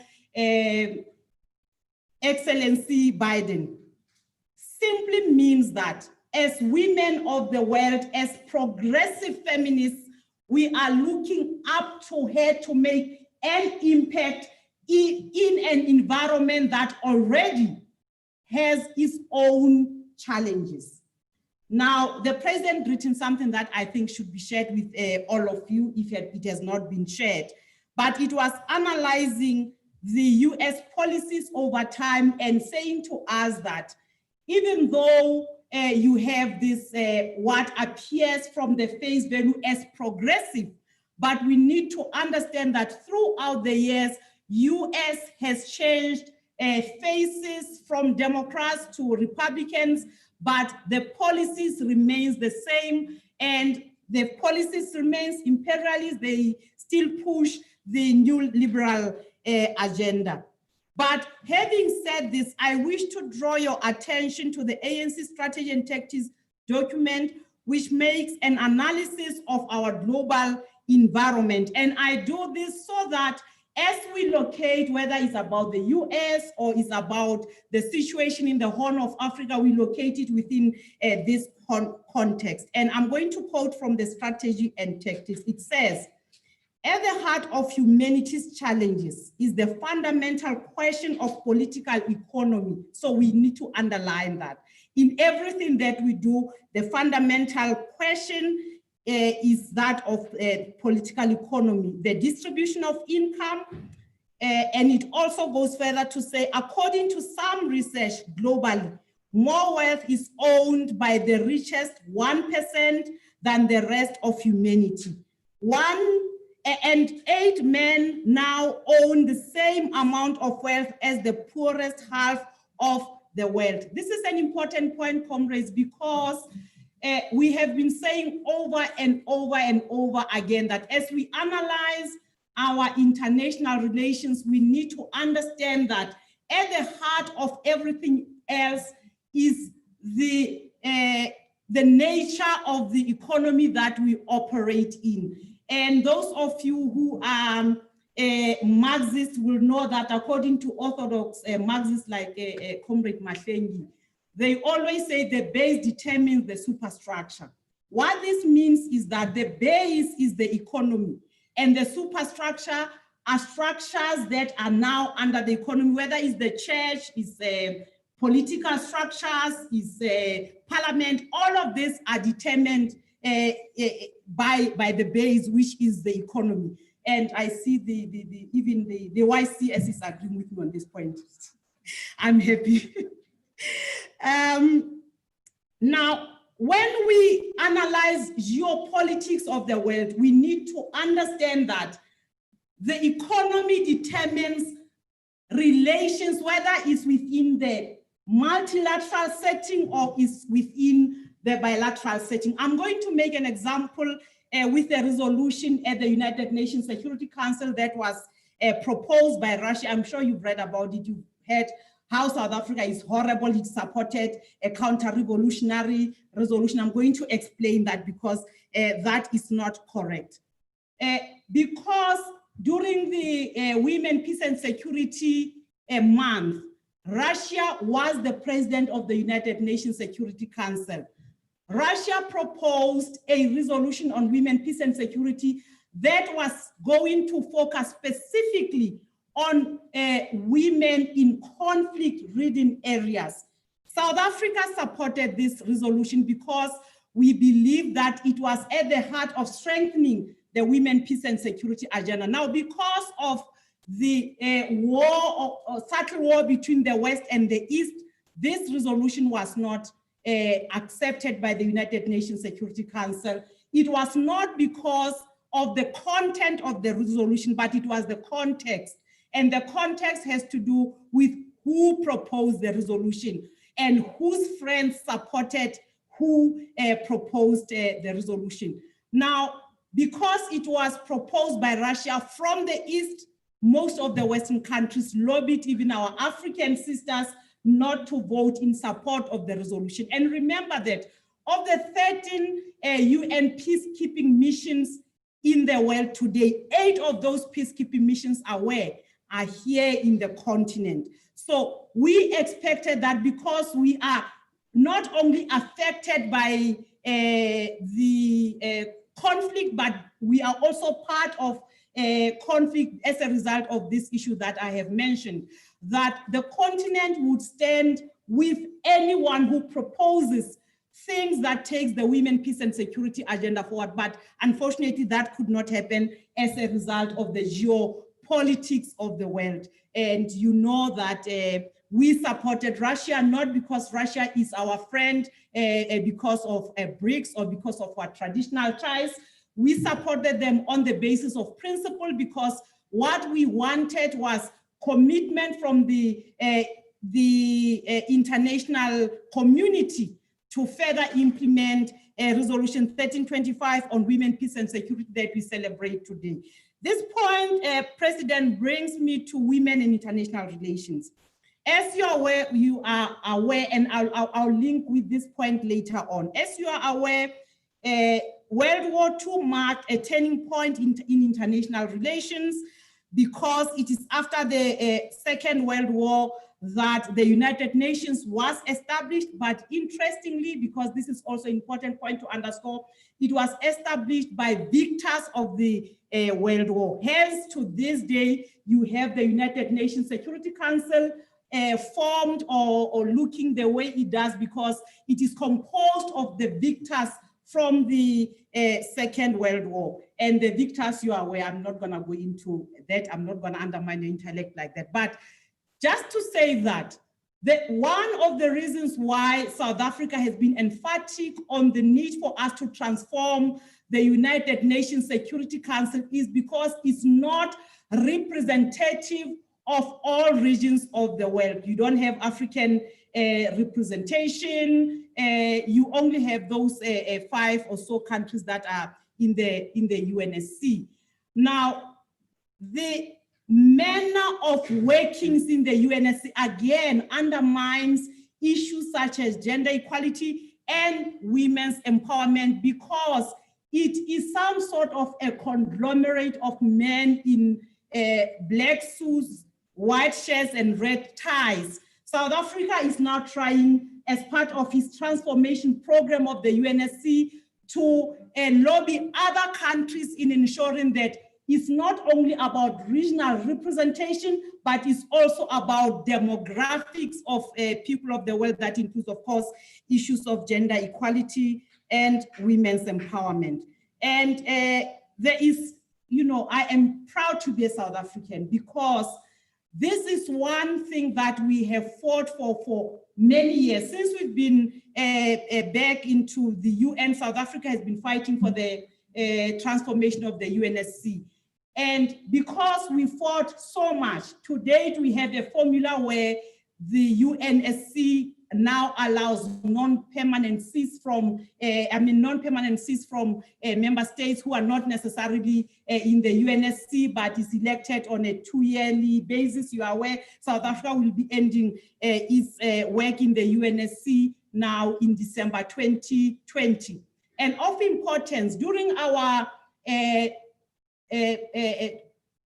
in the UNSC, South Africa was successful in pushing a resolution on women, peace and security. It's called Resolution 2493. I would ask that you note it down and you go through it. But what it says is that in addition to the work that we do in conflict areas, we now have an obligation in ensuring that we implement women, peace and security, even in areas where in areas that are not necessarily in conflict. And women, peace and security would mean that in a country like South Africa, in decision-making bodies, women have a fair representation. So I just wanted you to note that part. President, the Commission on Status of Women. Even though people don't talk about this a lot, South Africa is now a member of the Commission on Status of Women for 4 years, ending in 2023. Now, what I believe we need to do as the ANC Women's League, as my younger comrade Precious, is to keep people who represent us in these structures accountable to us. Because the fact that South Africa is a member of the Commission on Status of Women, it means there's someone there who's representing South Africa. The point that you need to be worried about is what mandates is that person pushing and on whose behalf is that person speaking. And I raise this point as a point that needs to be flagged, because as the structures of the African National Congress, we must be concerned about who represents us and the agenda that these people pushes. As I have said, DECO is a political department. You must be concerned about who represents South Africa. For instance, in some country, in Ghana, for example, she's a woman, I think, after Comrade Lulu, you need to be concerned about that, because at the end of the day, her work translates in how South Africa pushes its work globally. So we must be concerned about those little things, but my reference point here was specific to the Commission on Status of Women. President, I'm not going to go through things that I was going to raise in the commission. I'll still raise them in the commission as points for discussions. But just to say that, as you are aware, this Commission on Status of Women was established in 1946. It's many years ago. And in 1979, in 1974, they took a decision that the UN needed to declare 1975 as the year of women. That was done. The UN declared 1975 as the year of women. And in addition, a conference was convened in 1975 in Mexico, where a decision was taken that the decade between 1975 and 1985 would be the decade of women, and specific things were set out to be implemented. And part of those things was the need for the UN to establish offices that would focus on the plight of women, and also establish the funds that will support the work of feminists around the world. Now, this conference led to the second women's conference that was held in Copenhagen in 1980, that further consolidated the work that was done in Mexico. In 1985, the conference was held in Nairobi, and the focus of the conference, and I always say this, President, very important, it was focusing on solidarity with women of the world, with specific reference to women of South Africa and women of Namibia. Hence, I always say that we're the product of solidarity, and whatever we do, we must also, embrace the notion of solidarity with other people who are suffering in the world. Now, the last conference that is well celebrated was held in '95 in Beijing. And this is something that we all talk about. I always caution people that as we talk about Beijing, we must not forget this journey that started in 1946 to 1975 throughout to Beijing. And the reason for this is that we must appreciate that gender equality and women's empowerment has been a journey. It's not something that started with Beijing, as most people want us to believe. In fact, Beijing conference, the declaration, as well as the platform for action, they were first discussed in Nairobi, and an action plan was developed. Countries were then asked to go and look at the 12 points that were raised in Nairobi, build onto those points. And most of us, I was still in the ANC Youth League at the time.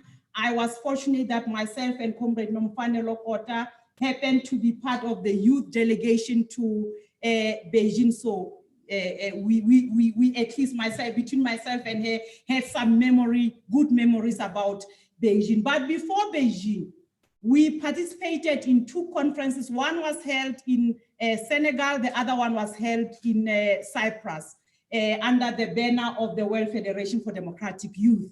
Now, all of these conferences, we had to develop something that was specific to the plight of young women. Hence, when you look at the 12 priorities emerging from Beijing, you'll see that all of them are mainstreamed to include issues that affect young women. There's also a specific one that deals with the girl child. The 12 priorities specifically focuses on the girl child. Now, beyond Beijing and the work that was done, women like President Batabile, I know 2 years ago when she attended the Commission on Status of Women, she pushed strongly, and I'm not saying this because she's here or because she's a friend, comrade of mine, but she pushed strongly for the UN Women to host the 5th World Conference.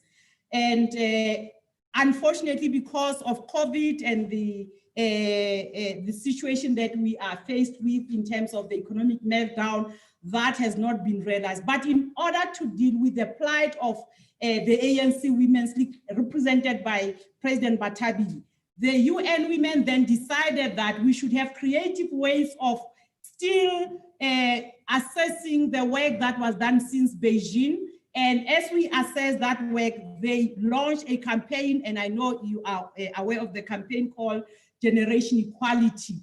And Generation Equality is about us realizing the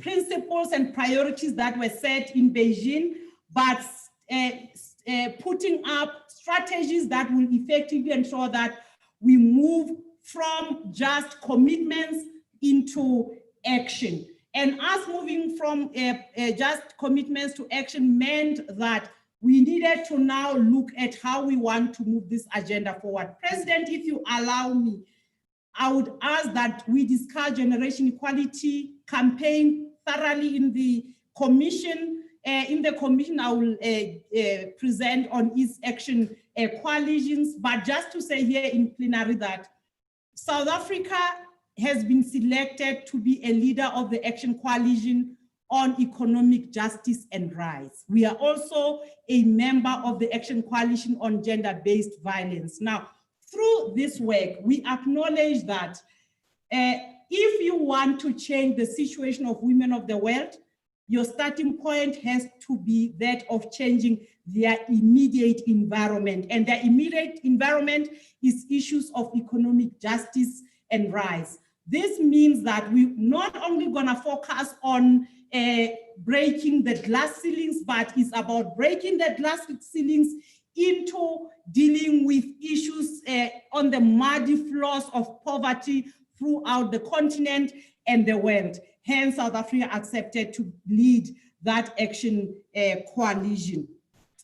The last point I wish to make, President, the rest of the matters we'll discuss in the Commission on the GF. The last point I wish to raise is about the Pan-African Women Organization. You are aware we've congratulated President Bata for her election as the second president of Pan-African Women Organization. If you are not aware, now I'm making you aware.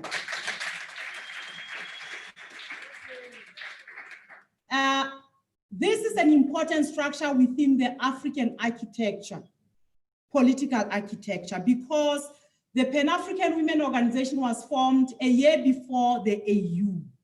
In fact, history has it that it is because of the demands of women in the continent that men decided to join hands, because before this conference of the Pan-African Women's Organization that was held on the 30th and 31st of July, you are aware that men in the continent were still thinking about whether African unity means political unity. Do we want to have one continent? Does it mean economic unity, where you will integrate economies in the continent? So when men were busy trying to think about that, they also had their own issues about the Casablanca bloc and so on and so forth.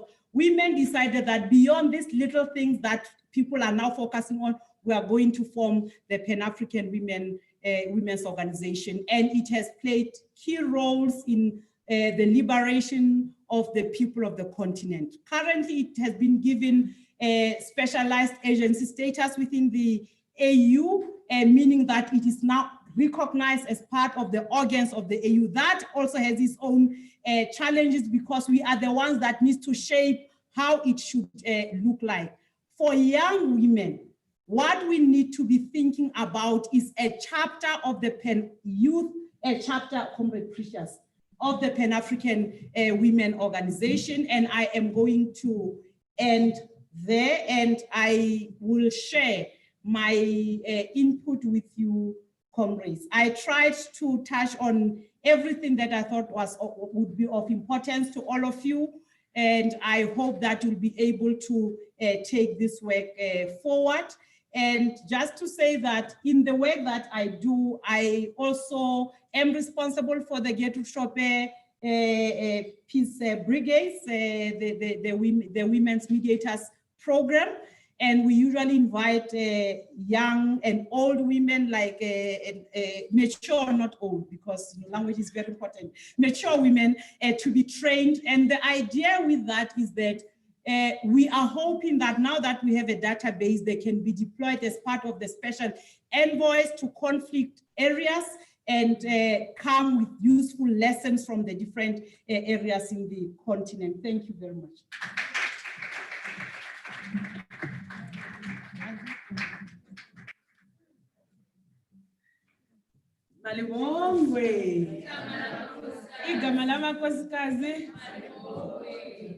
Comrades, the other thing we need to add is that Comrade Charlotte is also a former provincial secretary of the ANC in the Free State.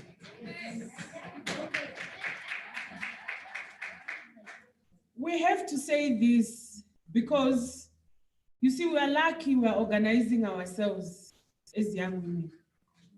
Their generation suffered violent erasure. So part of the instruments that patriarchy uses is that it wants us to forget about you and forget all your contribution in the movement. So we are deliberate in ensuring that we mention all these credentials. And those that are interested in the Gertrude Shope Peace program, just let us know so that we keep a database that when she calls, we just know that we already have comrades. Because in the past, she has actually called us. Abopalo are graduates of that program. We sent Palo and Databile from the YCA the last time. So those that are interested, please let us know. Then you can, it's an extensive learning program, but comrades come out very, very enriched. Thank you so much for opening up our minds, Comrade Charlotte, so that we understand the international space and the work that is being done in that space. And I think comrades are also happy that they get to understand. When we're sitting here, President Landi was telling me that I'm already interested as she's speaking. Can I please get a presentation and so on? So you get that kind of interest. We are going, so this is what we're going to do. We're going to receive 2 more presentations and then go for lunch, come back from lunch, call on Comrade Naledi to do commission outline, then we go to commissions. And the 2 presentations are going to be Comrade Nombulelo Nyatela, who's going to speak on the economic recovery plan. She's going to outline more specifically on infrastructure and women, the location of women in that. After that, it will be the former SG who's going to speak to us. So, Comrade Nombulelo, this is your opportunity. And it's important because there is a commission that is speaking to young women and the economy. So this will be a base for us to use in those engagements. And what is interesting is that almost all the presentations we received, even from yesterday, they are actually assisting us on how we are going to go about the work of the commissions that we are going to. So, Comrade Nombulelo. Comrade Bullet is the former regional chairperson of SASCO in the region of the Greater Johannesburg. When you speak about a generation, she is my generation. I know my generation in the student movement.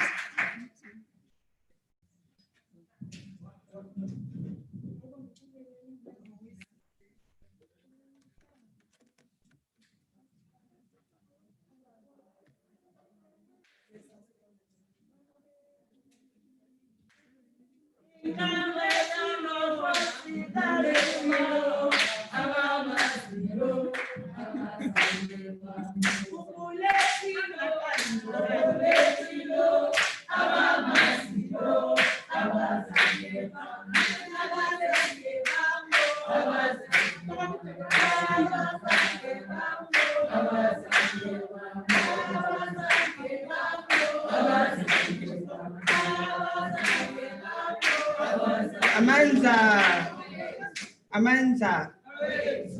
Thanks, comrades. I'm going to try not to be long. I would have loved to put the presentation up, but I think what we can do is that we can circulate it so that comrades can see what we're talking about. Yes, thanks, Precious, for the introduction. Yeah, I'm the former chairperson of SASCO in Johannesburg, the first female. And I led in South with DSG there at the back. I was deputy president with Uviwe. Yes, she was DSG and I was the DP in that NEC of South.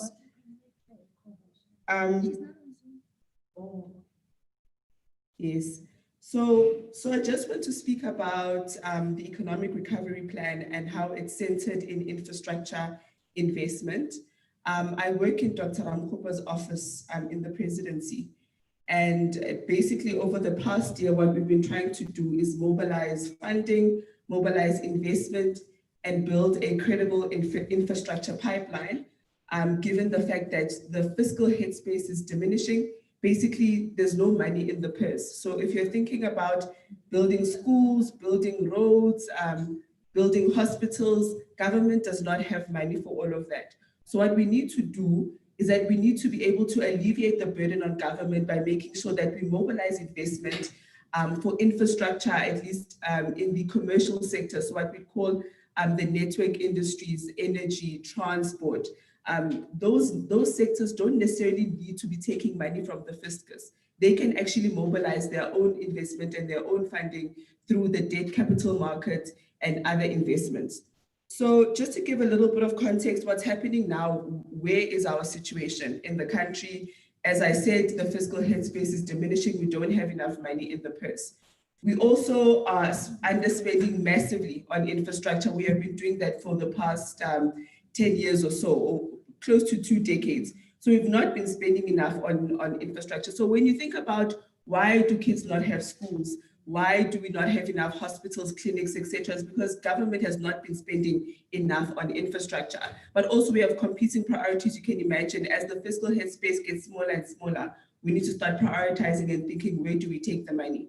But it's important that we spend on infrastructure because, as we've been saying, that women are the most affected. So if we don't have schools, if we don't have proper roads, if we don't have the type of infrastructure that brings development, then the people that are the worst affected are the women. So there's a lot of numbers here, I won't go into them. But we're also just coming out of a pandemic, and the pandemic brought with it 4 shocks. The first is a healthcare crisis, as you know. This also put our infrastructure to the test. So you notice that we had to build field hospitals, and we had to think about, instead of building a hospital in what would take government 4 years, we were able to build these field hospitals, temporary hospitals, in a very short space of time. This tells us that government does have the capacity to roll out infrastructure rapidly. We also have there's a shock to the domestic economy, so people lost jobs. There's a massive bloodbath, about 2 million jobs gone since the pandemic. The global economy stopped. We all know about this. So everyone was affected. No one was immune, but also, there was a collapse in access to capital markets. What's important to know is that, in the past 5 years, greenfield foreign domestic investment has been in particular industries, services, ICT, renewable energy, and the retail sector. So this is where people are willing to invest money, but some of these sectors have high barriers of entry. By that, I mean, in order to enter the services sector, you need probably a diploma, a degree, finance. So it's very difficult for people to enter those sectors. So they're pumping money in, creating jobs there, but actually can't absorb the majority of people. So the women in the rural areas, the people that don't have enough skills, they can't access those sectors. But once you start investing in infrastructure, you're able to open up some of the economies, for example, that don't have high barriers of entry. So you invest in construction, people can enter that sector quite easily, and quite, it's a fluid sector. You invest in agriculture, for example, which is one of the sectors we're focused in. Again, a lot of women are in that sector. A lot of women can access opportunities in that sector. But you invest in finance, a service sector like that, you don't get a lot of people being able to enter. The barriers of entry are simply too high.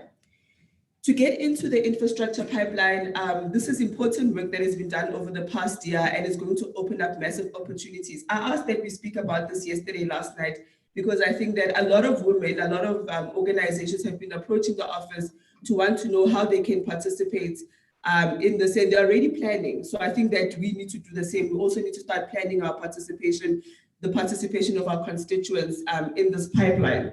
So 276 projects were submitted. So you can imagine government has over 200 projects that are just sitting, lingering somewhere with no money to implement.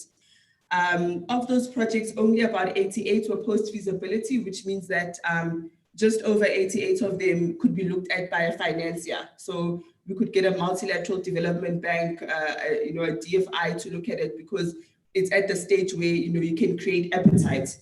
And only 50 of those projects were gazetted. The pipeline in total is worth 2.3 trillion. That's a lot of money, but you can imagine the multiplier effect. If we put all these projects through implementation phase, I don't think that we'll struggle with jobs. I don't think we'll be in the situation that we're in right now. And they were in the sectors: human settlements, transport, water, agriculture, energy, and digital.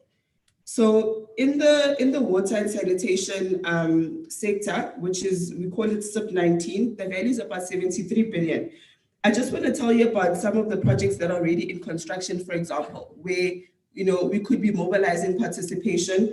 The Vaal River system is already in construction. So when we launched the Mooikloof project, it was very interesting to see how people already were starting to bustle around. How do we participate? Why is government giving business to white capital, white money, etc.? Firstly, it wasn't our money. It was entirely their investment. But secondly, it's an important conversation to have. How do we capture the value chain for our benefit?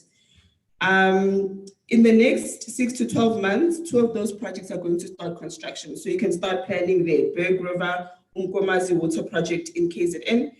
In the next 12 months, a lot of the projects are going to, begin construction. And one of the most interesting ones, I'm sure everyone knows, President, I'm sure you would know about Mzimvubu, which has been in conception for many, many, many years. I mean, I'm talking decades since you were exactly. Mzimvubu, we actually went to go have a look at the site the other day. So it's going to start construction. There's a lot of jobs from there. People in the Eastern Cape, that's where you should be looking. That's where we should be mobilizing our women towards. In the transport sector, a lot of these projects are SAMROL projects, very organized. In the next 12 months, we have about 5 starting, 6 to 12 months, another 5. And the N1 Pulukwane is currently in construction, and N1 Musina is also in construction. So again, I mean, nothing stops us from going to say we want participation. And I'll speak a little bit about localization. In the agriculture sector, energy, and the SANSA project. The SANSA project is a very interesting one for us. Precious has been doing a lot of work around women in science. That project is actually around building satellites to make sure, that just in that digital space. So our participation there at multiple levels would be very important. And human settlements. So a lot of these projects around housing are very important for us, but also women are the biggest benefactors for that. So we need to be looking at that. This presentation will outline for you how much the project is worth, when it will start. But for all of those who are looking at participation and bidding, we can have a separate conversation outside of this. Not that I'm in charge, I can just, sort of show you more information on the projects, what we call a project booklet in that. And then we have a lot of special projects where we think that rural women in particular can participate. So for example, if we're building 50 kilometers worth of road, there's no need for just one person to be building that. 50 kilometers is a lot of road. So we are thinking that, we need women to be participating upstream of the value chain. So concrete, aggregate, all of those things. You might not have the correct CIDB level, for example, to already get to win a tender at that level of construction, but you can be participating in some of these projects in human settlements, doing your own bricks, and those things are really low-hanging fruits that we need to be taking advantage of. So to delve into localization, one of our pillars is definitely on the prioritizing SMMEs, women and youth-owned enterprises. Although our office is not the project sponsor, so we're not the one that is fully in control of the project, but we have made it compulsory. So if you want your project to go through our methodology, go through our office to access blended financing, we're making it compulsory that you must prioritize SMMEs, women and youth-owned enterprises. Around the roads, we are thinking, if 50 to 60% of the total cost of the road is input, so that would be aggregate, cement, stabilizer, and asphalt. That's where we need women to be participating. So, and the infrastructure fund, which I'll speak about, is looking at how do we cushion the blows for young women or, women enterprises. Basically, how does the state take the first knock for you so that you can participate in that market? Rural bridges as well. 36% of the input is steel. We know that the steel industry is highly monopolized, and we'd like some Black players, some women players in that space.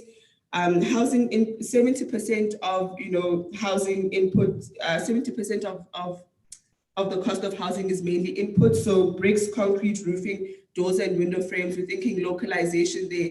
Why are we not organizing our women? But the reason we talk about this is because we need to be more organized and targeted in how we do things. So it doesn't help to say, let's get women in catering when government is actually, putting in austerity measures on that. We're no longer catering at our events, but actually government is going to be spending massively, massively, massively on infrastructure. That's where we need to focus for the next 10 years or 20 years. That's where we need our women to be headed. Just to speak a little bit about the infrastructure fund, there's been a lot of interest around this infrastructure fund, and people are like, how do we access it? We need an application form. It doesn't really work like that. However, it's basically a blended financing model. Government is giving you a little bit of the backing so that when you enter the debt capital market, government is taking the first knock. So if you want to go to FNB, you say, I want to start a business, I want to have a cement plant myself. I've identified an area, and bank is going to say, look, you are too much of a risk. And government is saying, we are going to be behind you so that we cushion you from the risk and then you're able to access debt capital market. No, it is not good. Grants, let's forget about grants and just getting money now. It's not going to work. There is no money in the fiscus. It's diminishing, so we need to think about creative ways. So this infrastructure is worth about 100 billion rand over the next 10 years. And some of it is already allocated for student accommodation, for example. There's some projects around that. But using this infrastructure to be able to grow your business is exactly what we need to be thinking about as young women. We're introducing also things like green infrastructure bonds. We wouldn't be the first to introduce them, but for example, if your project is environmentally sustainable, which I've seen a lot in rural areas, women coming up with all sorts of environmentally friendly projects, the green infrastructure bond would be able to help you and sort of cushion you there. Project preparation funding is something big that we're doing. So for example, you are an engineer, you have a lot of the things going, you have the skills, you have a little bit of capital, but you need a little bit of money to prepare your project in such a way that you can get more funding from MDBs or DFIs. So you'll be able to get some money through that. And there's a whole lot of others, triple BE funding, etc., different types of bonds in order for you to benefit. So where to from here? Just to close off by saying that we're working on a draft infrastructure investment. We're working on an investment strategy essentially. So that's looking at more than just infrastructure, all of the 13 sectors which government has said that these could be catalytic and be able to propel the economy. And just to speak to some of these sectors, some of them are in furniture and plastics. So let's say you're really not feeling infrastructure. Furniture and plastics is one of the things that government has identified. Oil and gas, green and oceans economy, very important. The people that are living on the coast. The other day we went to go see what was it? A fish farm. So some of our fish that we eat doesn't even come from the sea. It comes from like a farm in the Eastern Cape. So these are the new industries people are entering that we need to be thinking about as young women.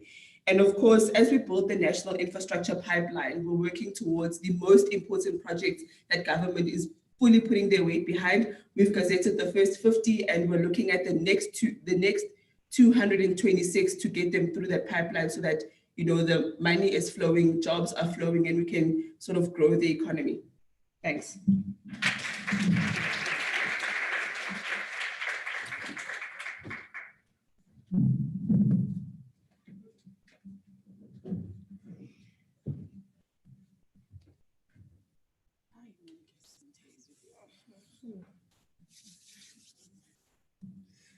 Amandla, thank you, Comrade Bullet, for that detailed presentation.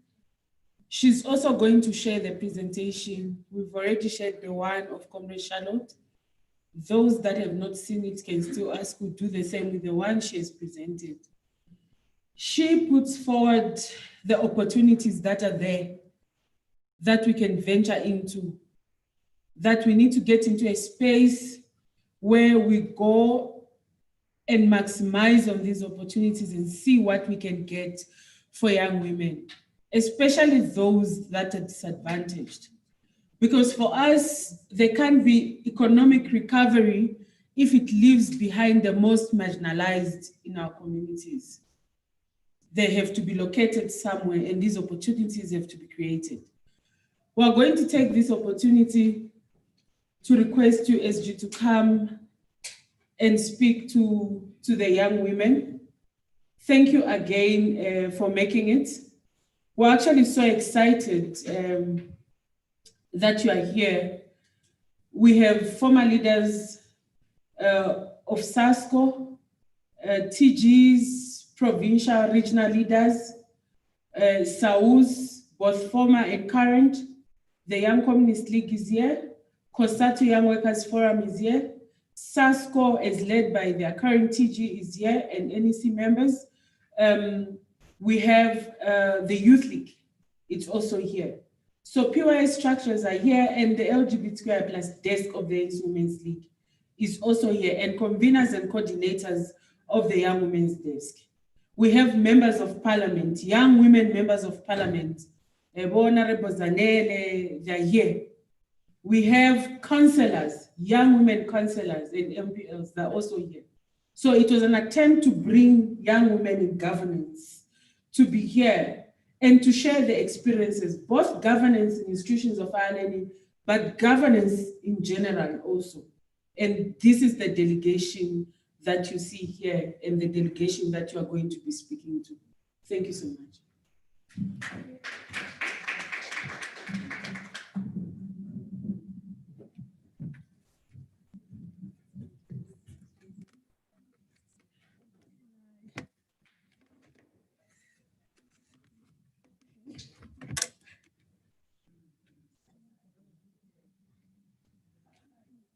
Okay, it's not coming up. Okay. Amandla! It's just before lunch, so I'm going to try and energize you a bit. Amandla! Thank you, comrades. Thank you, Comrade Precious. I want to start off, and I know this presentation should have come yesterday, and I assume that the presentations that were supposed to come yesterday were basically meant to frame the conversation for the next, well, it's no more 3 days, but it was meant to be for the next 3 days. And so if treat it as though I was speaking yesterday, so that there is a bit of a connect in the flow of discussions. I had already President apologized yesterday, and I'm sure you can hear from my voice that not really doing well, following a lot of travel. So please bear with me if my voice fails as I try to communicate. And I don't want to waste time. I want to go straight to some of the issues that I want to leave this platform with. And nothing gets me worked up like the words of Mama Udorata Mana. And those of you should know about those of you should know about Mama Udorata Mana, but I want to remind you that who she was. She was an all-round activist. She was a former political prisoner. She was a feminist through and through. She was also a socialist. And of course, importantly, she was also the former national secretary of FEDSO, somewhere around 1954, if I'm not mistaken. And she was heavily involved in mobilizing women against the imposition of passes and all manner of other draconian laws at the time.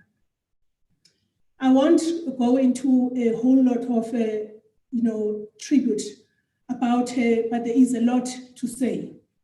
But one of the things that she says, she was also a poet. So in one of her poetry, she says, "You who have no words, speak. You who have no homes, speak. You who have no schools, speak. You who have to run like chickens from the vulture, speak. Let us share our problems so that we can solve them together. We must free ourselves," and close quote. She was addressing women. Now I start off with that, comrades, because I'm really excited, and excited because any other person that is a product of the student movement, is a product of the youth movement in this country, should be extremely excited about what is unfolding in our country in relation to women leadership, and in particular in relation to the participation of young women in decision-making structures, but particularly with a focus on the institutions of higher learning. So I want to start off by paying homage to young women who have come before us, the women that have come before you. I want to just share a very short anecdote. 29 years ago, I and a few other young women activists, we gathered at Rhodes University. We were constituting somewhat, almost less than a third of the Congress delegation from all of the regions. We didn't have provinces at the time, the regions of our country, at the launching Congress of SASCO, which was a measure, as you all know, of the then black Sansco and the then white led NUSAS and the Black Student Society in liberal campuses. When the principles of the new organization were about to be adopted at Congress floor, women staged a walkout following the refusal by Congress delegates, who were predominantly men, the refusal to adopt the principle of women leadership. And of course, the argument was that why do you need the principle of women leadership in this new student organization when you already have a principle of non-sexism? And remember, again, this is also an organization that had already agreed to the principle of African leadership, together with the principle of non-sexism.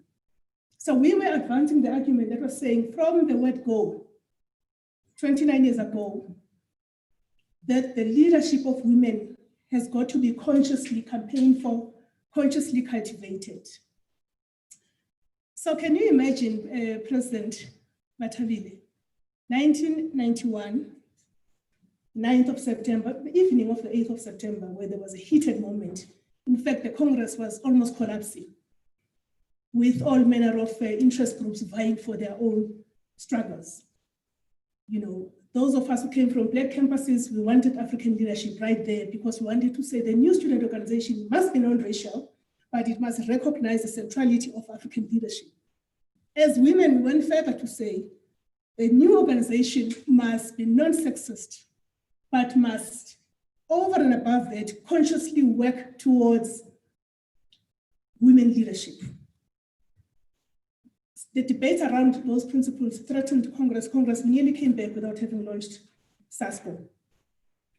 It is 29 years later that you're seeing the kind of groundswell that we have seen in the recent past and in the current moment. I cannot, and I'm sure I speak for many sisters of my generation, those who have fallen, and it can never be taken. It feels like it was all worth it. The sleepless nights, the harassment of our family members for our political activities. Today, this is the evidence that it was worth all of that.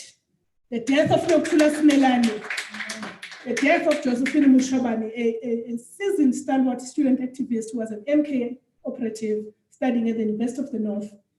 Countless other stalwarts that passed on, that went through the student movement, that were maimed, that were imprisoned, that fled to exile. Some never came back, never saw their families. Today, it's a moment where I'm sure where they are, they look upon not only this gathering, but they look upon your struggles in institutions, within organizations, with a sense of hope. I don't think there's ever been a moment as catalytic as this one. So I really want to, really applaud this collective, because it is a product of, I'm sure, both your individual as well as your collective struggle. I wanted to just start off on that note. It was not in my script, but I thought it's worthwhile to say these things, because if we don't say them, if we don't name these good things, we just form part of established narratives, and we need to name these things, we call them by their name. And we're not saying we're perfection, but we're saying that something massive is happening in this country, and the world better watch out. And then I think it will also propel us to really organize ourselves even stronger, even better, because we now have started on a very sound footing. I want to speak about this also because, and I earlier on mentioned comrades like Josephine Mushobani. I want to speak about this because it's an important thing that we never forget memory. I'm sure we've all been talking about these things in the socials. The responsibility to memory, the responsibility to history, so that our history is not rewritten for us by those who present a particular narrative. We have a duty to memory, and I want to underscore that as I introduce my talk. And you will forgive me if I don't strictly stick to the issue of the radical women's movement. I'll close with it, but I'll start off with a few pointers. This memory is so important. It also helps from an intergenerational perspective. It enables yourselves, comrades who are currently leading SASCO, leading the YCL and wherever else, PYA and so on, leading student representative councils. It enables you to connect to the struggles that have come before. There's nothing as dangerous as prosecuting the struggle as though there are no lessons from the past. So I share these things that I'm trying to share precisely because we need to draw strength from all of that. So I want to pay a tribute to some of the student activists, and I understand that the majority of the people that are here are student leaders. And I myself, as a product of the student movement, the proud product of the student movement, I'm appreciating the moment. I want to speak about a few of those. I spoke about the MK operative at Teflo, the student leader who was killed by the apartheid police, Josephine Mushoban. It's important that her memory does not wither away or get forgotten because we're not writing about these things.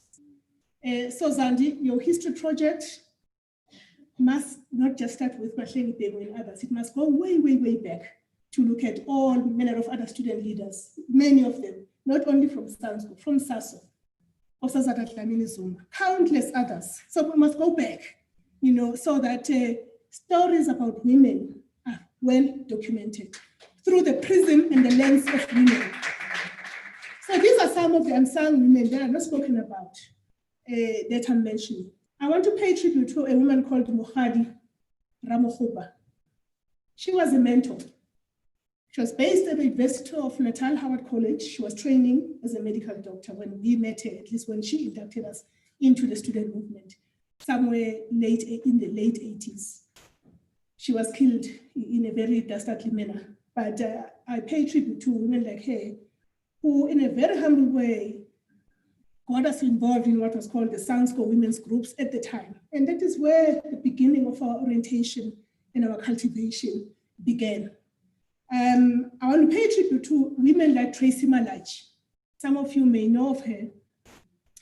She was a leader of the SRC at TEFLOP, one of the first women to lead the Student Representative Council at TEFLOP, a very active branch of SANSCO and later SASCO, but a very patriarchal branch as well. So for her to have emerged in that environment is something noteworthy. Of course, she went on to lead the ANC Youth League and played many other roles, including in the inaugural National Provincial Youth Commission in Limpopo. She is no more with us. I pay tribute to a woman called Elaine Sako, the first Black woman president of the UCT SRC. I don't know if there's anyone from UCT here.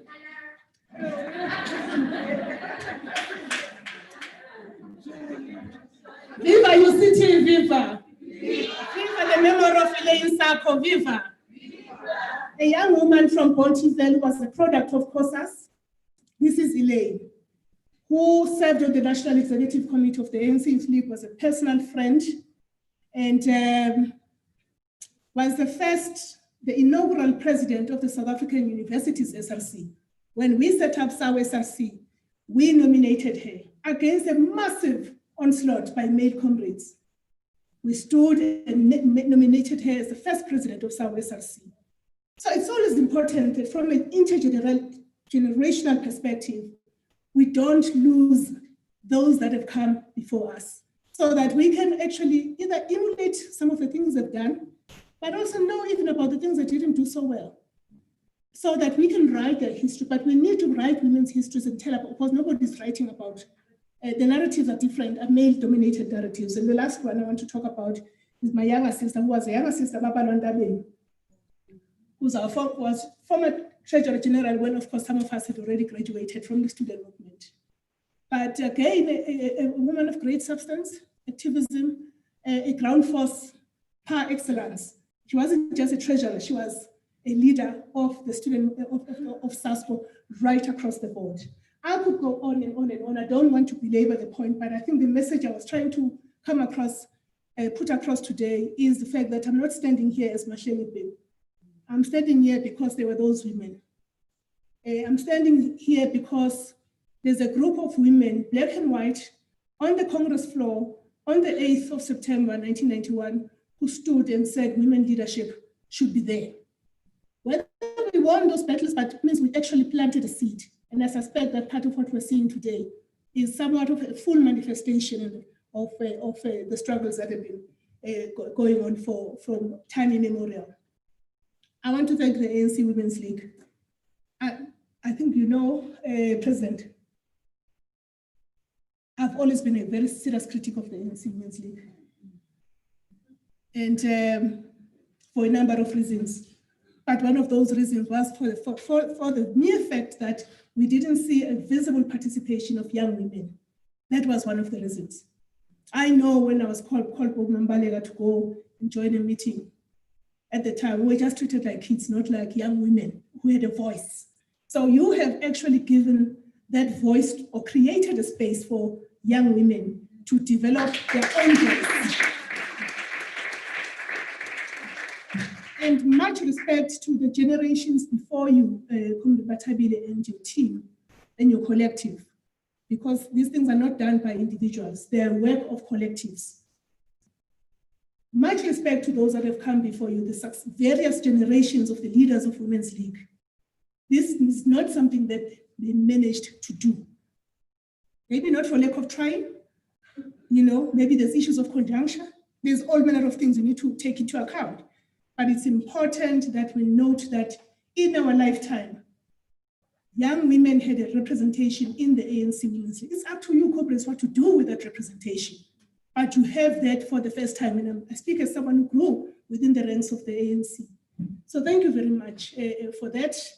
And that comes also with a great deal of interrogation, spotlight, criticism. It's in the nature of struggle. We need to chin up, but we need to continue the work we're doing. We need to sustain this work. And we're here because we want to endorse this work. I want to pay tribute to my own organization that gave birth to me, SASCO. And I want to say SASCO today, SASCO yesterday, SASCO today, SASCO forever. So let us rebuild, comrades, let us rebuild our organizations. It's the only way we can sustain some of these victories. It's the only way. So as I conclude, in terms of that tributology, I want to say I'm a product of the ANC Youth League, I'm a product of SANSCO, it's clear, I'm a product of SANSCO, and that of the Young Communist League. Dr. Atambile Musola, I'm sure most of you follow her. She's an African feminist. She's not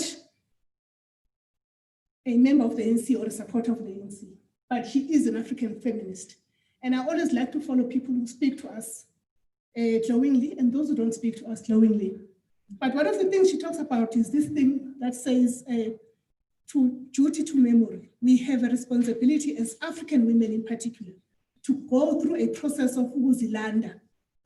And she uses the word to fetch oneself, meaning talk about yourself, talk about who you are, because it's in our knowing of ourselves as sisters, as comrades, as activists, that we can be able to collectively engage society in terms of advancing the interests and aspirations of women, not only women in education, higher education, women across the board, particularly using the prism of triple oppression that shows the intersection between class, race, and gender. So we're not moving away from that theoretical framework.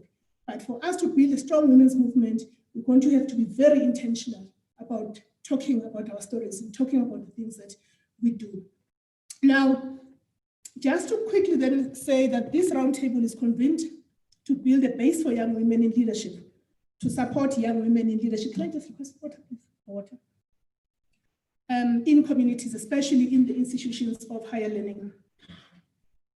As I understand it, thank you. As I understand it, the roundtable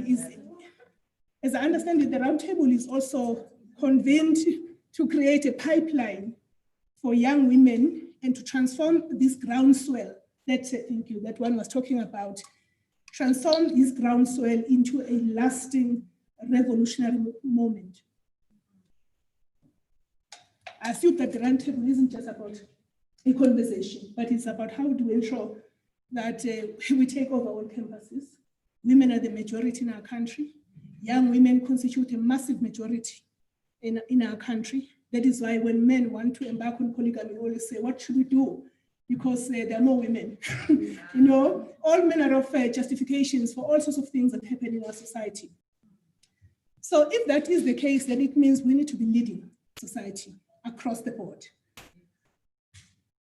In post-apartheid South Africa, the leadership of our country has rested with the ANC as a modernizing liberation movement with clearly articulated objectives to build a nation state based on democracy, non-sexism, non-racism, prosperity, and equality. This input aims to explore the journey towards building a radical women's movement by looking at the nature of women's oppression. So it's difficult to talk about how to build a radical women's movement if you have not correctly understood or theorized the nature of women's oppression in our country and elsewhere. But I also just aim to discuss one or two points which I know were covered in the program, but are points that are quite close to my heart, especially when one has the opportunity to engage with young women. And these are multi-layered and intersectional struggles of women. So the one aspect about the multi-layered nature and the intersectional nature of the struggles of women. The duty we have to memorialize women's experiences, and I think I've already begun to introduce that, and the fight we need to have against the erasure of women from history.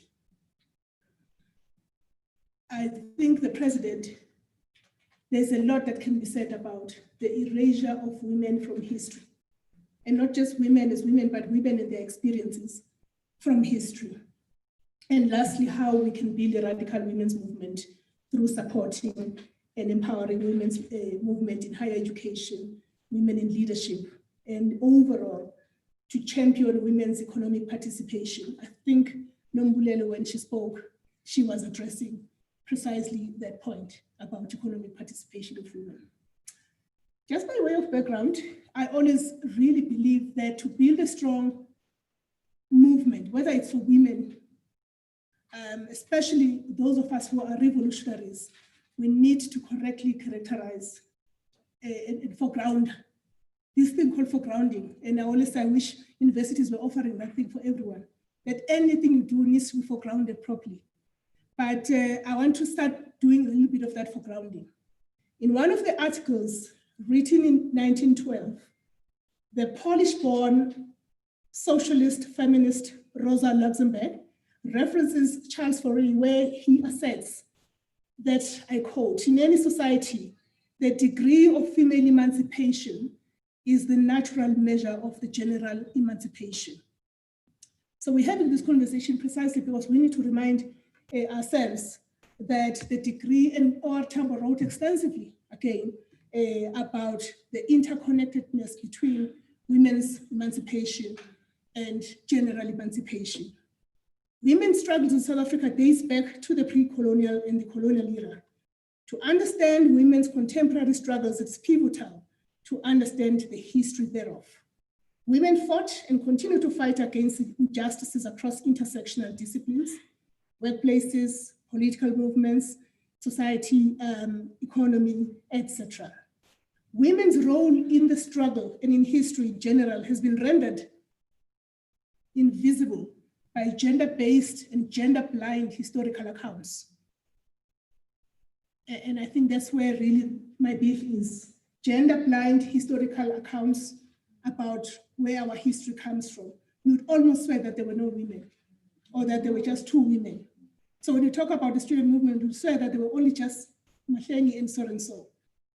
These are gender-blind accounts. Sometimes, of course, the narrative isolates, singles out a few other women and leaves out other women. So all of that, I would like to think that is my attempt to suggest that that rendering invisible of women's participation in women's history and women's struggles is something that we need to be concerned about. At the same time, there's also a false dichotomy that is often created by between women, either as victims or agents, victims of patriarchy or agents of patriarchy.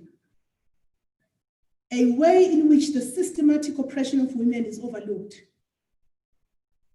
And so we need to be careful to study and emphasize both the structural conditions and circumstances of women's lives that are restricted by class, race, and gender, by sexuality, by colorisms, as well as telling the stories of their collective and individual resistance and struggles against these systems of oppression. Point we're making is that the narrative about triple oppression, or the race, class, and gender oppression, in 2020, clearly we need to stretch that theorization. We now know the fact that today we can talk about the LGBTQI plus perspective is an interrogation of the weaknesses, perhaps with how we've prosecuted triple oppression, struggle against triple oppression. But maybe it's a discussion for a political education discussion. But we highlight some of those things. So the idea that women who are in leadership, because they are now in a leadership position, they now occupy a different position, that they are not subjected to systematic oppression, is also an idea that we need to interrogate. I would use an example. Back in the day, you would be in a national executive committee, but you will try and speak on a matter where comrades do not agree with you, they will shut it down using male voices, using masculinity. So there is a sense in which we need to relate to the fact that gender, class, race, and gender oppression affects all women, however differently. And of course, as Comrade Charlotte indicated earlier, I take a very strong class position in my analysis, and I hope it will come through in this discussion today. South African women, black and white, live, it's going down here. South African women, maybe because I'm not able to, it's not balancing, but I want to continue as we try to fix it in the interest of time. It's okay. South African women, black and white, live in a society that is not only racist, but patriarchal.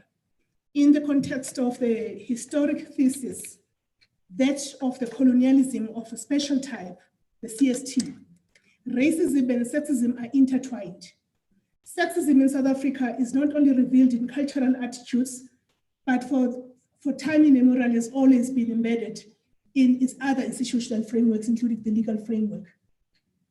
For example, white women who shared the right to vote with white men and who had access to higher education and lived in physically well-endowed conditions lived also in this patriarchal society, even with their class position. Despite their disadvantages relative to white men, familiar to women in many countries, most white women supported or actively helped to perpetuate the apartheid system, which gave them privilege and benefits at the expense of the Black majority and at the expense of Black women. So at the intersection, the whole notion around the colonialism of the special type and the intersection between race and gender. We also say here that the majority of women, Black women and more specifically African women, suffered first and foremost because they were Black and they were African. And which is why in our strategy and tactics document and all the historical documents of the African National Congress, we theorized this to be the theory of triple oppression.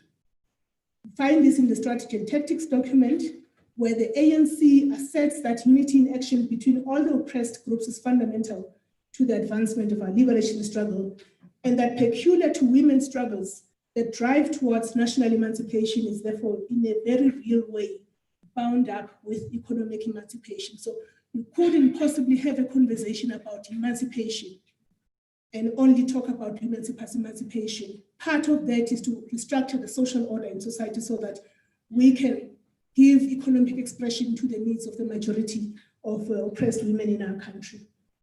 So there is quite a lot that we say as a way of characterizing women's oppression in South Africa.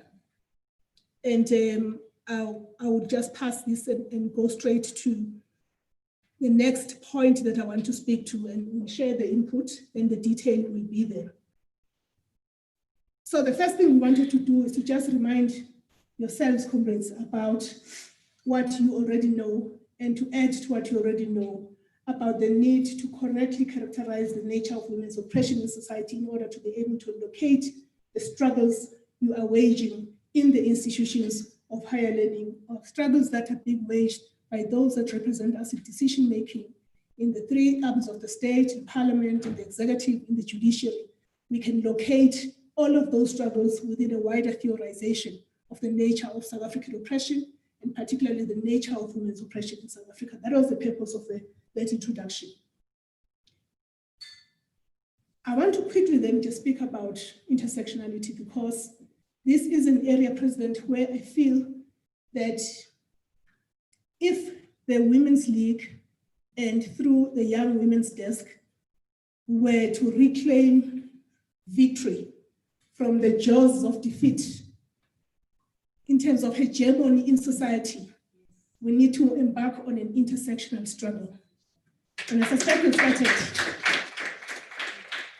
If the Young Women's Desk in particular were to help the ANC Women's League, with the ANC Women's League helping the African National Congress, the wider tripartite alliance, I don't know if we still have +1, the wider democratic movement in South Africa and abroad, because we are internationalists. So if the Young Women's Desk doing all of these things with a ripple effect on the wider struggle for social justice across the world, by reclaiming victory from the jaws of defeat, because jaws of defeat is that we've let a lot of things go wrong. And one of those is alienating other types of women by doing the othering. Women, what the phenomenon of heteronormality. We are all guilty of that. We're all guilty of having been leaders, of not actively cultivating this perspective. If we did, we're a minority, but still we're all guilty collectively. So I want to suggest that the intersectional ways of prosecuting our struggle in institutions of higher learning and elsewhere is largely going to succeed around the Young Women's Desk being a home to all women. I'm talking progressives. We don't want to be a home to reactionaries. Being a home to all women. And that means we need to then go back to the drawing board and to look at how do women present themselves. Women present themselves, they're queer. Women present themselves, they have got disabilities of different kinds, not only physical disabilities, the ones that we can see. So it means we need to understand that entire terrain for us to become an organization of choice for young women in South Africa. And if you look at the work that is being done now, there's a sense that we're catching that. The whole intersectional struggle has been taking place outside of the African National Congress. And I think we are saying that must come to an end. It's a thing that must be led by us. Remember, we say we are the leader of society. This is how we start earning the leadership. So I won't go into this whole detail around intersectionality because I know this would have been covered in one of the presentations. But I do want to say that in understanding intersectionality, there is always an implicit and explicit understanding of the interconnectedness of women's oppression. This has always been through the initial conceptual framework, what we call the tools of analysis. We still call it the tools of analysis. And one of the tools of analysis that we've always had is the theory of triple oppression, which asserts that Black working class women are simultaneously oppressed as Black people, as part of a class, and as women. So the intersectionality of these oppressions is critical to understanding the experience and the multiple oppressions faced by women in society. And I say that over time, the theory of triple oppression has been seen as limited, as it does not sufficiently appreciate the diverse identities of women, such as their sexuality and the different colorisms. Hence this concept that we're busy interrogating in my input as well. And in our context, intersectionality emphasizes that we can no longer separate out women's identities only in terms of these three discrete intersections, which is race, class, and gender. Precisely because Black women, working class women in particular, experience these oppressions in interconnected and inseparable ways. So this term, intersectionality, some people are not very fond of it because they say it was coined by an American. I'm not sure if that's accurate, but I do want to invoke Kimberly Crenshaw, who is one of the people that have widely written about the notion, the concept, and the practice of intersectionality. And she describes, she argues that by treating Black women as purely women or purely Black is ignorance of ignores specific challenges that face Black women as a group. Crenshaw wrote that traditional feminist ideas and anti-racist policies, and of course, this was largely in the US, had a way of creating this gender-blind construct of treating Black women as though they were a monolithic or a homogeneous group. So I highlight the fact that intersectionality operates as both the observance and analysis of power imbalances and the tool by which those power imbalances could be eliminated altogether. The essence of this theory is that other forms of oppression intersect with the oppression of women. There's racism, there's classism, there's heterosexism, there's ableism, there's ageism as well, quite a big deal in our body politic. And I suspect that you are constantly challenging that, and maybe you're making some headway, then we could. I use the example of our veterans, Mama Ruth Mumpati and others, who would go to a meeting and they would say, you understand? Of course, you're still a child, but at the same time, you are here because you are an activist, or at least you're trying to be an activist. So there's many ways in which ageism, even within women's movements, has always been prevalent. I find that now there is a way in which we are talking about these things and you're challenging them. And ages, there's a difference between challenging ageism and challenging ageism in a way that does not promote what you call disrespectability. So we've got to be very smart about those things to ensure that there's a very nuanced way in which we challenge ageism, both within our movement, but including within women's movements. So that's a conversation that is worth to be had, and hopefully it could come up in one of the commissions. I want to move from this issue and talk about what is the meaning of intersectionality today. It's basically a lens. It's a prism for seeing the way in which various forms of inequality often operate together and exacerbate each other. We tend to talk about race inequality as separate from inequality based on gender. And what's often missing is how some people are subjected to all of these oppressions. So just because I may be physically disabled, physically abled, at least what you see, or just because I may be a heterosexual person, must not undermine the fact that I experience maybe 3 or 4 forms of oppression, but somebody else may be experiencing 8 types of different oppressions.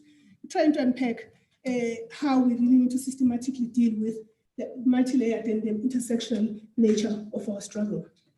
So leading me to that, from that point, before I conclude with the question that says, how do we build a radical women's movement? Earlier on, I referred to memory, I referred to intersectional struggles, the challenge of the moment, which is the intersectional nature of oppression, and therefore our struggles have got to be more multi-layered. Before I then conclude with a few statements on some of the things we need to look at when you talk about building a radical women's movement, I want to just speak for a moment, for a minute or two, on the need for the ANC Women's League and the Young Women's Desk to lead society and to lead the women's movement and to rebuild the women's movement in our country. I'm not certain, President, that we can speak of South Africa as having a women's movement at this stage. And perhaps I'm overly critical. Do take it to the spirit in which it is intended. We have the ANC Women's League. The ANC Women's League needs to lead a wider women's movement. But of course, it means we need to be stronger ourselves to be able to do so. And I want to suggest that actually the Women's League is starting to do that. Not starting, let me correct myself. I think there's a lot of work is now being done to try and get some coalescence of different interests and different struggles, and not only just being single campaign oriented, but multiple campaigns. So those are the beginnings, I think, of reviving, because I think it's the revival of the women's movement. And that is why we're here today, precisely because we feel represented, we feel we're part of that movement. So and as part of doing that, I want to propose that there needs to be a very conscious, deliberate, intentional effort to fight the erasure of women. For whether the women leaders, women and their experiences on the ground, and all of that. When we talk about Dorota Mana, for example, those of us at some point who were supporting the building of a strong cooperatives movement in South Africa, we always used to invoke her name as the early pioneers of that international cooperatives movement. I don't often hear that by those that are currently pursuing matters related to cooperatives development. So something has got to be done about memorializing women, because remember, every day we are memorializing personalities, activists, and contributors and resources. And if you don't enter that space, it just simply means the stories that 20 years later, our daughters won't have any reference point, won't have any story to talk about. And of course, we do memory for a number of reasons, not just for posterity, for a number of other reasons.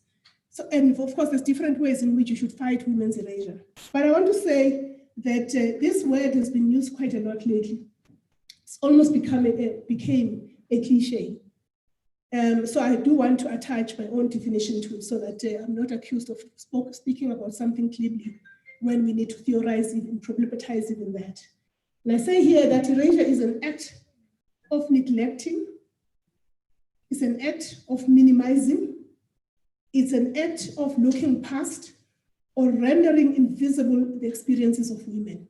So that is what is erasure for me from a feminist perspective. And so the things we do, whether it's history projects, whether it's educational programs for women, whether it's getting our Tambo School of Leadership to have dedicated programs that are meant for young women only, are different ways in which we seek to resist erasure. And I'm just using that example because I work with the Tambo School of Leadership as part of my voluntary work for the movement. So somebody else has an apt definition for this, and it was the New York Times magazine, interestingly, saying erasure refers to the practice of collective indifference that renders certain people and groups invisible. Of course, it's a word that is migrated out of the academy, where it alluded to the tendency of ideologies to dismiss inconvenient facts. And we need to check that when the story of Mama Winnie gets written, documentaries are put together, can we just look at how some of the inconvenient facts are omitted out of that split?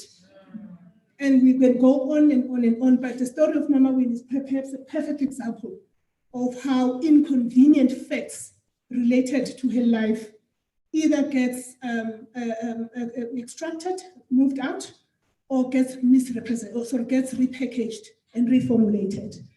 And I find this definition by New York Times magazine quite interesting. So it says it's a tendency to dismiss inconvenient facts and is increasingly used to describe how inconvenient people are dismissed. Their history, their pain, and their achievements blotted out. I know this because when the history of the student movement gets written in South Africa, it's a history of men. And I hope the SASCO NEC is here. It's a history of men. The women that I was referring to, you would hardly find anything said about them, despite the sacrifices that they would have made to work twice as harder in order to measure up. So this thing of dismissing inconvenient facts is often associated with erasure of women's experiences in history. their pain is blotted out and their achievements are blotted out. Compared with words like diversity and representation, with their clear corporate loss, erasure is a blunt word for a blunt process. So that is why it's not a popular word, but it's a blunt word for a blunt process, And I spoke about, for example, the notion of a heterosexual normality as a way in which we also erase experiences of women that are not heterosexual. So you can look at it in different ways. Let me end off by talking about defining a radical women's movement and talk about rebuilding and reviving the women's movement in South Africa, doing it on the back of a strong young women's desk, a strong young communist league. COSATU also has organized itself. All those things were never there. So there's huge qualitative leap forward. So building all of these, a women's movement in this country on the back of the leadership of the progressive women's movement, which is led by the ANC Women's League. It's important that we unpack this thing of a radical. What is radical? What do we mean when we talk about the radical women's movement? I want to start by suggesting, President, that a radical women's movement is revolutionary in character. In other words, we're not here because it's a nice to have. We don't serve on the SRCs because we want to lead or be seen to be leading, or we want to be on Facebook. We're in the SRCs because we want to hegemonize society. We're in the SRCs because historically we've always said student organs such as SRCs are organs of people's power. That was the historical injunction for why we needed to contest SRCs. Because we understood that when we lead society, we lead SRCs, we stand a better chance of influencing the values, the thinking, the ethos, including part of the decoloniality project, including what happens in the curriculum. We needed to be in the SRCs in order to transform the education system. We needed to be in the SRCs in order to connect the universities or the TVETs with the immediate communities. We needed to be in the SRCs to connect our institutions with worker forums that exist in those campuses. So my sense is that a radical women's movement, if this is what we want to do, it has got to be revolutionary. In other words, it's supposed to be concerned with changing the social order in society. So we're not just doing this for its own sake, we're doing it because we're interested in a transformed society. A radical women's movement also takes up women's ground struggles. So it's important that the struggles we wage are really, really informed and are rooted in some of the challenges that women on the ground are facing. And there are many ways, of course, of unpacking that. A radical women's movement is mass-based. No society, no election, no economic emancipation was ever won only through statism or only through small enclaves of activists. All the gains are won on the basis of popular support. And to enjoy popular support enables you to be able to take these struggles forward. So the mass base is going to be important. And I can only surmise that the fact that we're able to win these elections successively, there was a week where it was just one thing after the other, suggests that there's actually quite a hegemony that is developing around the PYA, around SASCO, and around the positions of the movement in campuses. And so I think we're working towards that. The radical women's movement, and I've already indicated that it must enjoy popular support. And popular support is gauged exactly that, being able to win elections, but also being able to advance your manifesto beyond the elections. It is also grounded on a theoretical framework. It is grounded on a shared ideology. Remember, there are depoliticized versions of feminism. So we need to also be careful. There's a lot of different feminisms. So it's important that we've got a theoretical, a conceptual framework as the student leaders, as the PYA, as well as the Young Women's Day. So just consolidating a shared theoretical framework is going to be important. A radical women's movement, as I conclude, is democratic. So in the ways in which we operate, we're inclusive, we ensure that there's transparency, we ensure that there's popular participation, all of those key tenets that you need to say we are a democratic formation. And democratic organizations also tend to open themselves up to more interest. And lastly, I do want to also underscore the point Comrade Charlotte raised, that it must be anchored around solidarity. I think that's a historic trend, and some of the reasons why we've been able to win certain struggles was also informed by solidarity with other people that are facing different types of oppression. The one point that I want to end with, which I almost forgot, must function and utilize strategic and tactical alliances. So I'll use the example, whether it's the fees must fall, but maybe the most recent one around the GBV campaigns. We saw quite a lot of discord at some point. President, I'm sure this is something that you have spent sleepless nights at that point, trying to see how we can manage what was almost a discord in the socials, presented as the ANC Women's League here, and a total shutdown on the other end. I would want, I mean, that needs another analysis, because some of these things, when they happen, it's important to always go back and reflect. So there's no time for that kind of reflection in my conversation this afternoon. But I do wish to say there is something, there are takeaways from that experience. Because we historically, as the movement, we have relied on strategic and tactical alliances. And I don't even want to pass judgment on who, sort of the posture that came from the total shutdown movement. But I do think that into the future, there is room, especially with the work that's being done by the Young Women's Desk, to help us cultivate more strategic and tactical alliances. We don't need strategic alliances with those that don't share our principles, but we can have tactical alliances with those that are willing to go with us on some campaigns or single issues. So it's important that we're clear about which ones could be strategic alliances, which ones could be tactical alliances. Overall, a radical women's movement should bite. I think we've had so many progressive women's movement of South Africa, the Women's National Coalition, and so on and so on. Overall, it needs to be a movement where if there is a bill in Parliament that is not advancing the popular interest of women, even if it's an ANC-led government, a biting radical women's movement should be able, through its influence and through many tactics, to get that bill to be revoked and be fixed. If there is a program or there is a public procurement process that is not working to the interest of advancing women, particularly the poorest of the poor, working class women, a biting radical women's movement should cause action to be, or redress to be done to address that particular issue. Otherwise, I think we've just become another movement, because there are so many other movements and mini movements in our country. So I want to really just lift that in terms of how we can build a radical women's movement, taking into account your time, Comrade Chair of the session, Comrade Banda.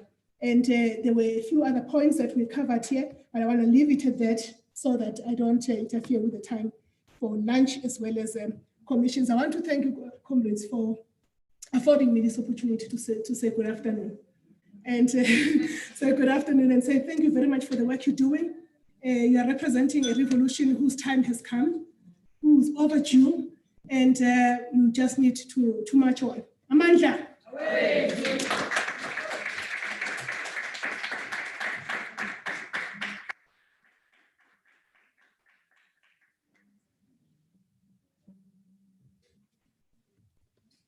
Malibongwe.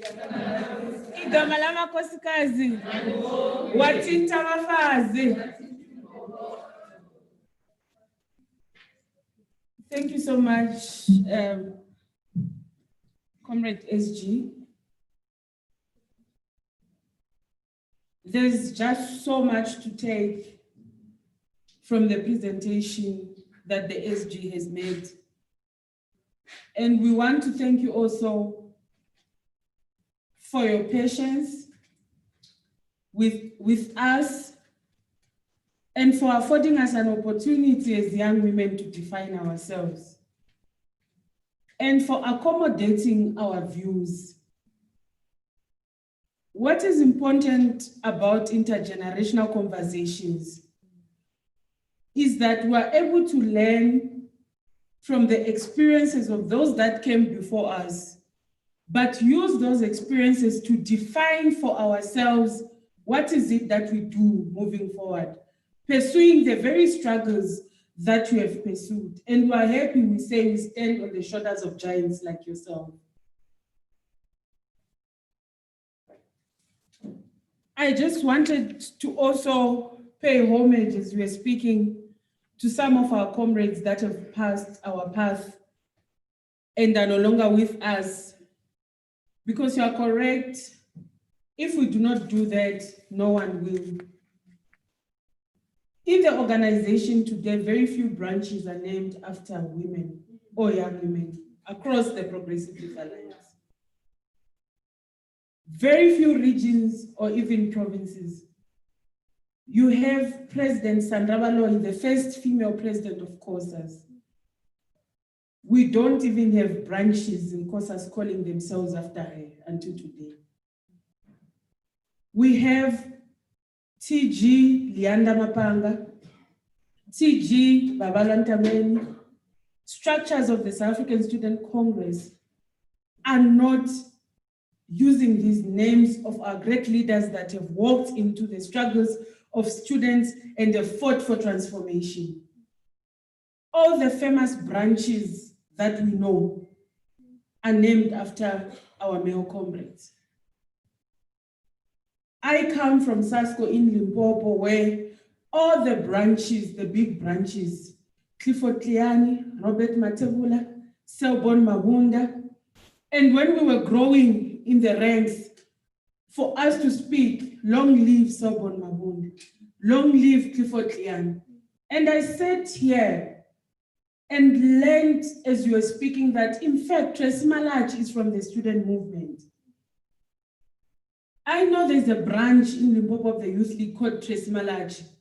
We actually thought she's a youth leader. I felt very guilty when you're speaking, that we do not know that the student movement has also produced a Tracy Malachi. So I think it's very important that we preserve the memory and the contributions of those that have walked the path that we choose to walk today, and to ensure that we are not wiped out of existence in our struggles as women and young women. So we have Yolanda Guma in the Eastern Cape again.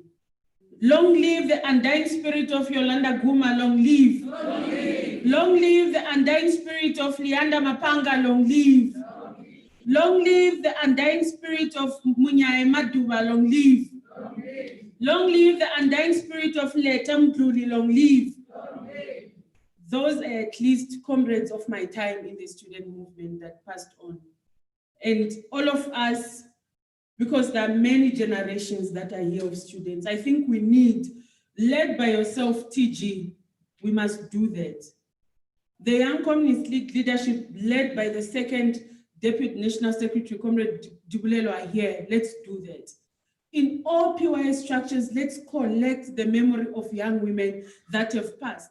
And let's begin to interrogate the PYA in ensuring that we do not forget that those that come after us must not forget that the movement saw a Sandra Baloyi, the movement saw a Yolanda Guma.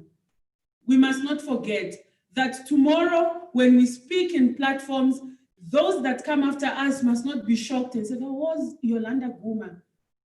It must not happen, comrades. So thank you so much for reminding us. And also, Comrade Mahlengi is a board member of the OR Tambo School of Leadership. And we appreciate the work that you are doing there. We have seen the work that you are doing, and we saw another platform being created for young people for the school, and we said we are willing to go there. And we are going there as young women to go and ask, but also to see what is it that the OR Tambo School of Leadership is doing to create curriculum that advances our struggles. We also have demands for our comrades, especially the male comrades in the organization. that issues of gender are not elevated. That's why you see that they can have a resolution that if you are charged or you are accused before you go through trial, you can step down. But such a radical decision has never been taken on issues of violence against women and children in the organization. So we're going to be going there and say, so how do we get assisted in the curriculum that the school is putting to structures that these things are accommodated? We're going to ask the ANC that when they are busy with local government processes, they are coming now, that all those that have been accused of violating women must not be near our councils. There's a councillor in the Eastern Cape who's still a councillor and has raped a young woman. That TV is running a documentary. There is a documentary that is going to show on TV by Moja Love of an ANC councillor in the Eastern Cape who rapes with proof, prima facie proof, and so on, and is not even pleading not guilty, but is still a councillor in the ANC. Those are things that we're not going to be scared of saying. Sometimes it's difficult when we say these things. The flesh, like the fight, when we say these things, is so difficult that you ask yourself, should we continue to do this? The threats, the masculinity, the violence that comes with it when you speak on these issues is very, very scary. But we always remind ourselves that we are not individuals. We are this collective of young women that have taken a conscious decision that we are going to challenge the status quo, firstly in the movement as a basis to transform society. And the ANC will have to change, and the ANC will have to implement a lot of progressive resolutions that must show leadership in society. So we thank you that you've given us the energy, you've given us the strength even to soldier on moving forward. They are just making arrangements for lunch.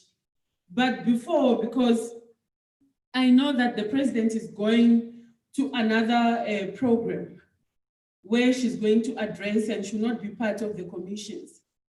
Just like we agreed yesterday that we have not come here to be spectators. There were debates also in plenary. And I was happy when you spoke about decoloniality because the president-elect of Rhodes is very passionate about that. And she brought it to plenary. So we are just going to note hands, comrades, 2 minutes, as we transit to lunch, so that we have plenary, two, here, like this. Comrades engage the presentations that have been put forward so that we go to lunch, come back and have commissions. So we're going to start this side.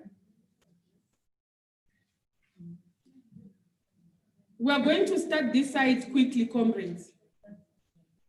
TG, we're here.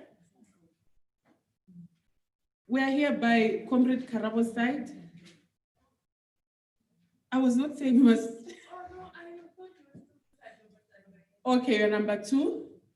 Base is number 3. We're here. We are passing, comrades. You are number 4. We are this side. You are number 5. You are number 6. You are number 7. Okay, in that order, comrades, please, as we did, can the speakers come to the front? From number 1. This is the current TG of SASCO, Comrade Fikile Mbalula. She's leading the delegation of the NEC of SASCO in this meeting.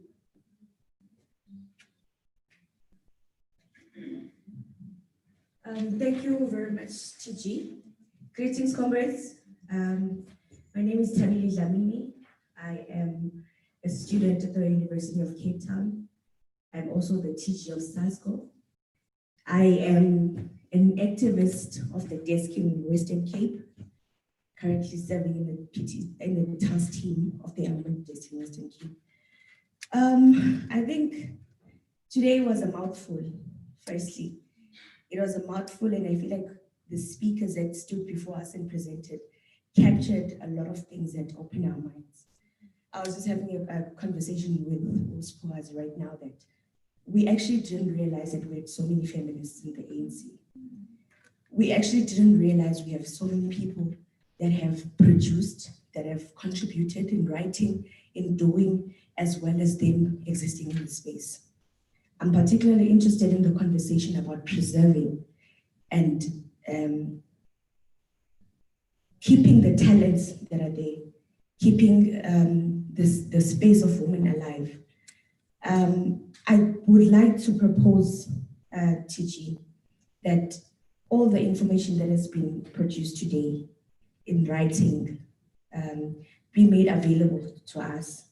For my SG, greetings SG, she mentioned an article that you've read that which spoke about political erasure. I hope I'm terming it correctly. Those are articles that we also like to read because we are also students.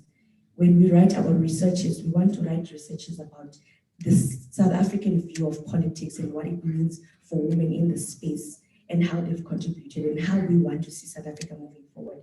Because as all of us are sitting here, I would imagine that tomorrow we want our contribution to be noted because our struggles and the pain that we go through, our contribution in the space should never go in vain. So from my side, I'd just like to appreciate all the information and plead with the team that all the information that was produced today be made available to us so that we can go through it and read on our own. Thank you, comrades.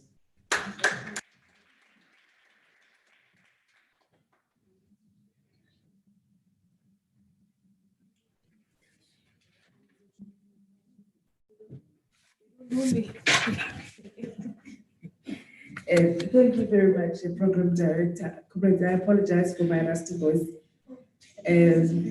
I will not explain what we were doing.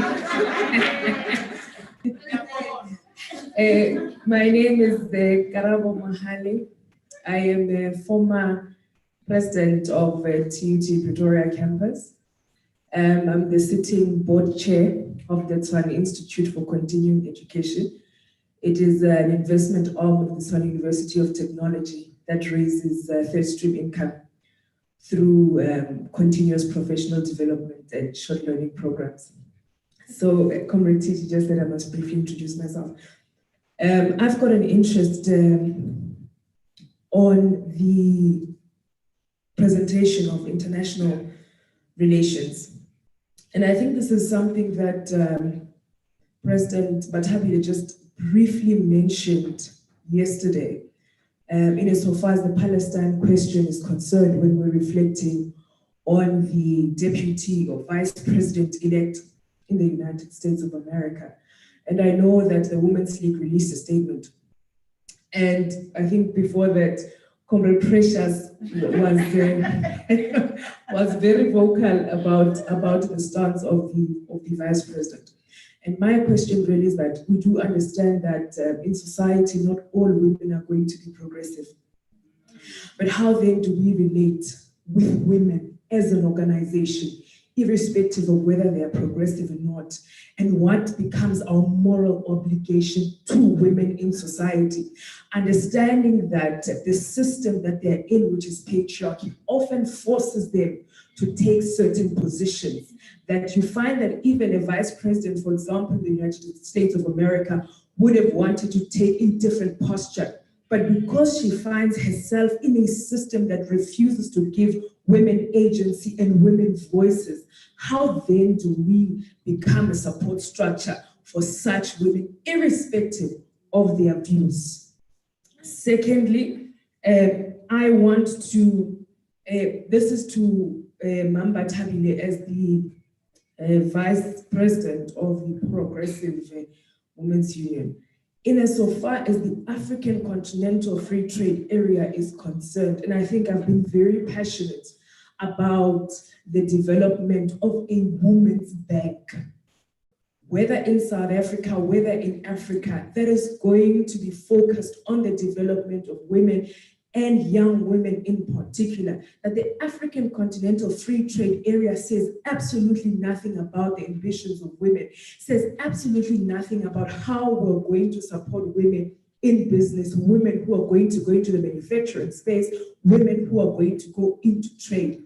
What is it that the Progressive Women's Union in particular is saying about such a regressive policy where the SG of that particular trade area comes from South Africa and from the African National Congress? How do we have our own male comrades presiding over regressive institutions that further oppresses women when they are supposed to be progressives in the country internationally?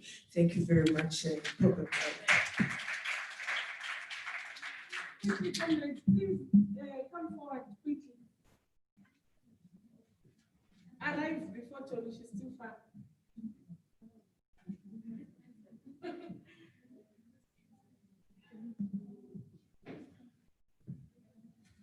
Can all speakers? Comrades, again, my name is Sweetness Dokwe. I am the Regional Secretary of MIHAU in the area of Nelson Mandela. My national chairperson said I must give all my credentials. So I'm also a provincial coordinator of TVET sector in Eastern Cape. I'm a deputy chairperson of COSATU in Udnigluka. I'm a CEC member of MIHAU.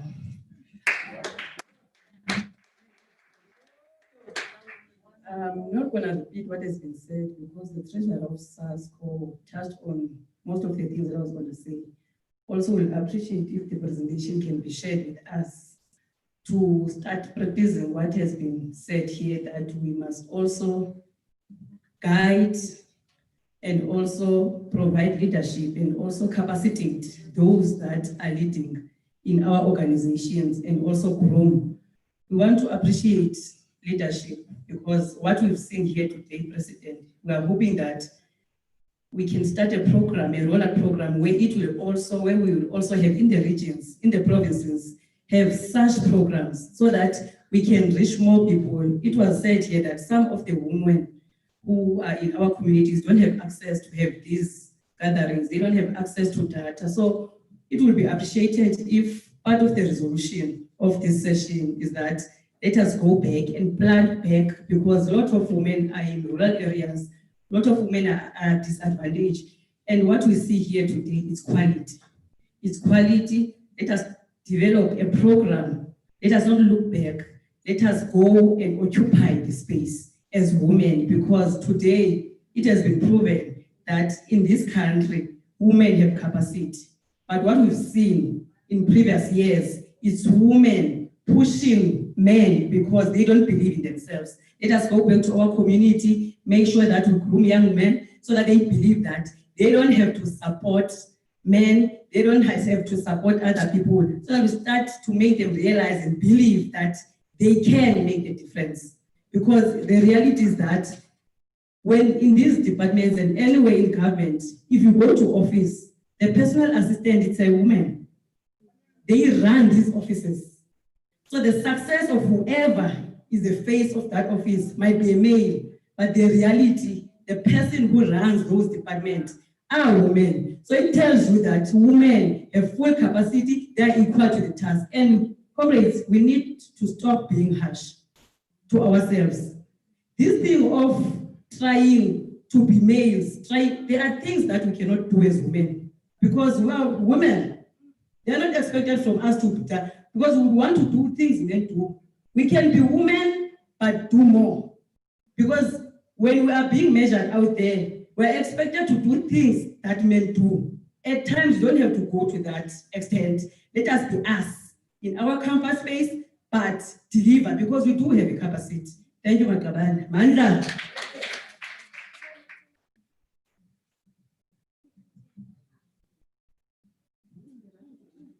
Amandla. Awetu.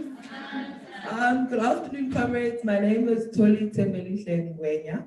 I am a political studies graduate from the University of Pretoria, and I'm currently doing my final year in LLB. and most importantly, I am an activist of the Young Women's Desk. My question is directed to you, Nobala. I think you raised a very crucial point that we need to, as the ANC Women's League, we need to build a radical women's movement in South Africa. And I'm in full agreement with that. But I want to speak to the tension that comes between looking at our ideological orientation and our policies as an organization and still trying to appeal to the radical constituency. Because the sense that I get that as women in the ANC Women's League is that we're afraid to question certain things, even in this space, because of the respectability politics that informs it. For example, you'll be afraid, you don't know if you should call the older comrades in the ANC Women's League mama or not, and others would get offended. So there's this tension between the respectability politics, but yet trying to appeal to the more radical constituency in society. How then do you propose that we do that? Thank you very much.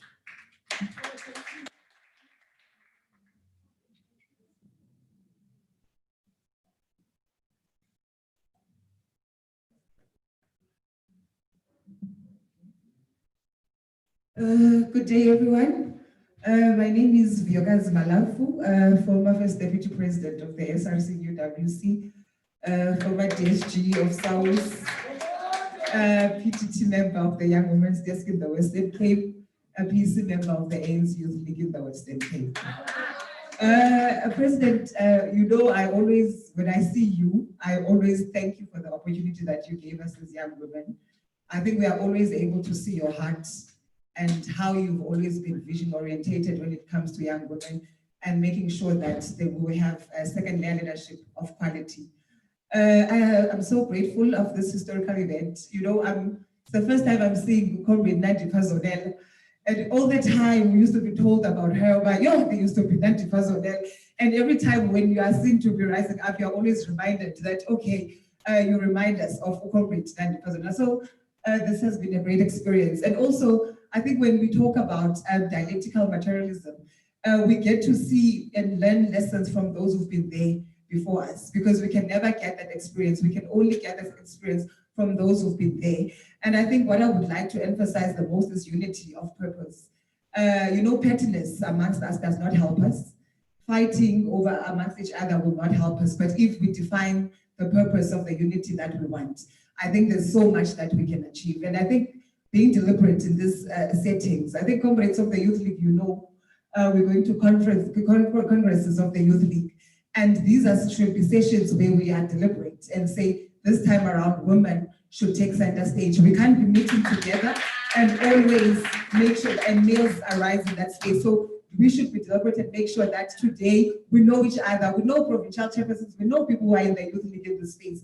It can't be that those younger ones that are because I'm exiting the Youth League. So it can't be that we don't leave. We can't have a president of the Youth League who's a female this year. It can't happen that when we go to conference, it should be one of the resolutions that today we are going to rally behind that session. We are going to rally behind that program, that we are going to make sure we deliver a woman president of the Youth League, Amanda.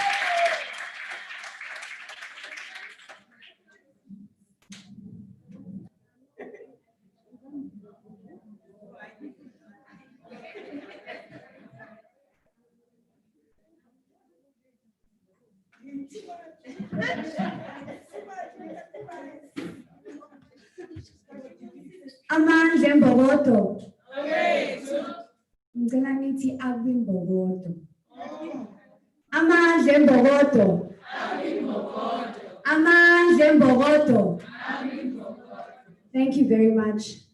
My name is Sthembiso Dabula, the Deputy President of the VET SRC.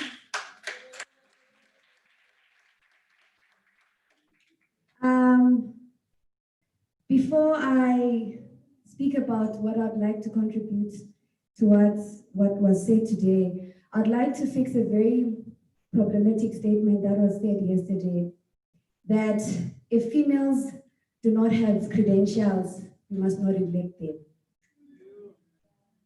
And what I'd like to say is that, where will they get credentials if you don't elect them?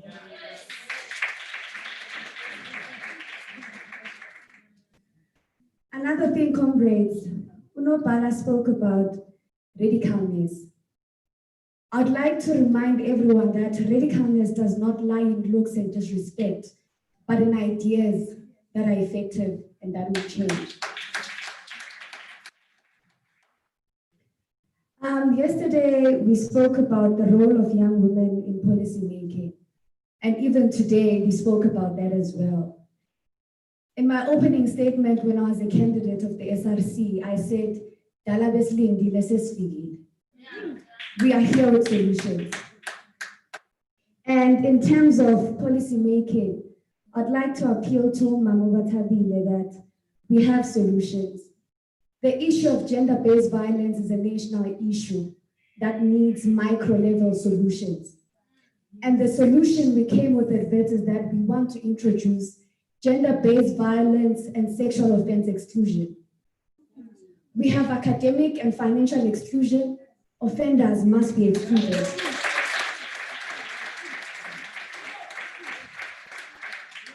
And I'd like for you to extend it into your own institutions. I believe that we need to introduce feminism as a school of thought for Amayanga Young. The reason I'm saying this, I know we have different types of feminists. We have different waves of feminisms. And a lot of people don't know. Each and every time when you stand and you say you're a feminist, a lot of people already conclude on your behalf that you want to be a man. No, we don't. And I believe that we need to read books like Bell Hooks, who defines feminism and informs us that feminism fights oppression. It's not about wanting equality. Because even within us, women, we are not equal. We need to fight the oppression that is there before we can even achieve equality. And in order for us to know, we need to be educated and to be informed. That is why each and every time when we fight for females, we don't have to stand and say, no, she deserves it because she's female. We'll be able to substantiate why. I'd also like to speak to what creates less participation. The reason why there is less participation in the political space is because we are more political than leaders. We don't serve the people we want to join the space. We invite people, but we never serve them. We never groom them. And whenever we groom them to be loyal to us, not for them to lead.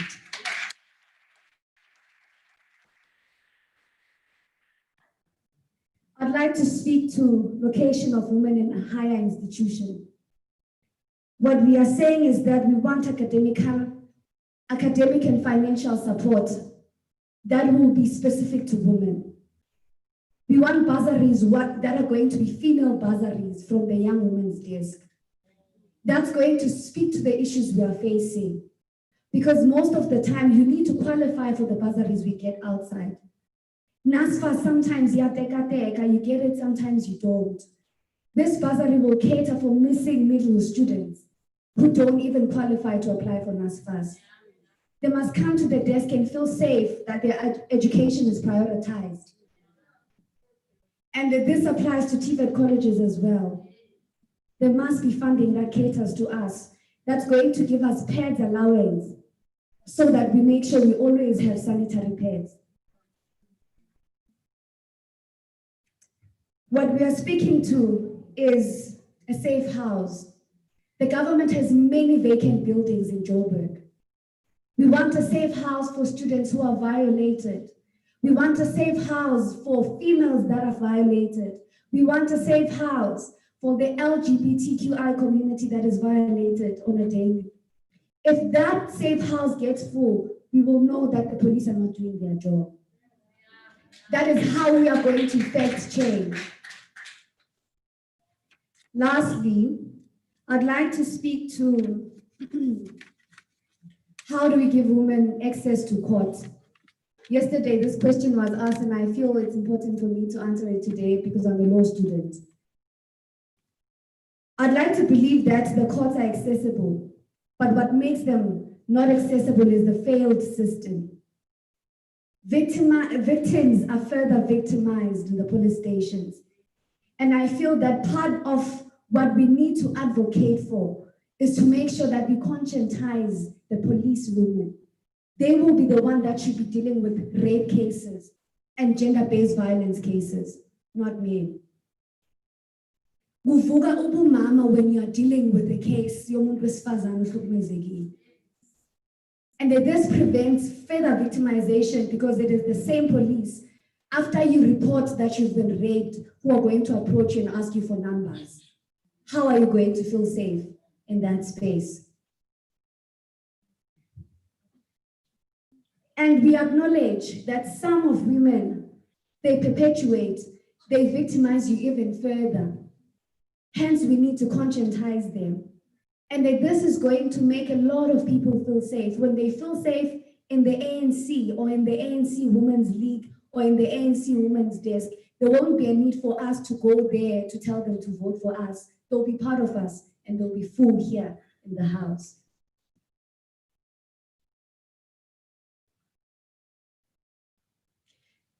Lastly, what we want is that as much as they are going to say you have a right to a lawyer, we want a right to a psychologist before you're questioned as a victim. A psychologist, a social worker must be next to you, so that they call them into order. And I believe that this can be implemented. We'll be creating jobs as well. If the police stations are not capacitated, they will be capacitated now. Jabong. Thank you.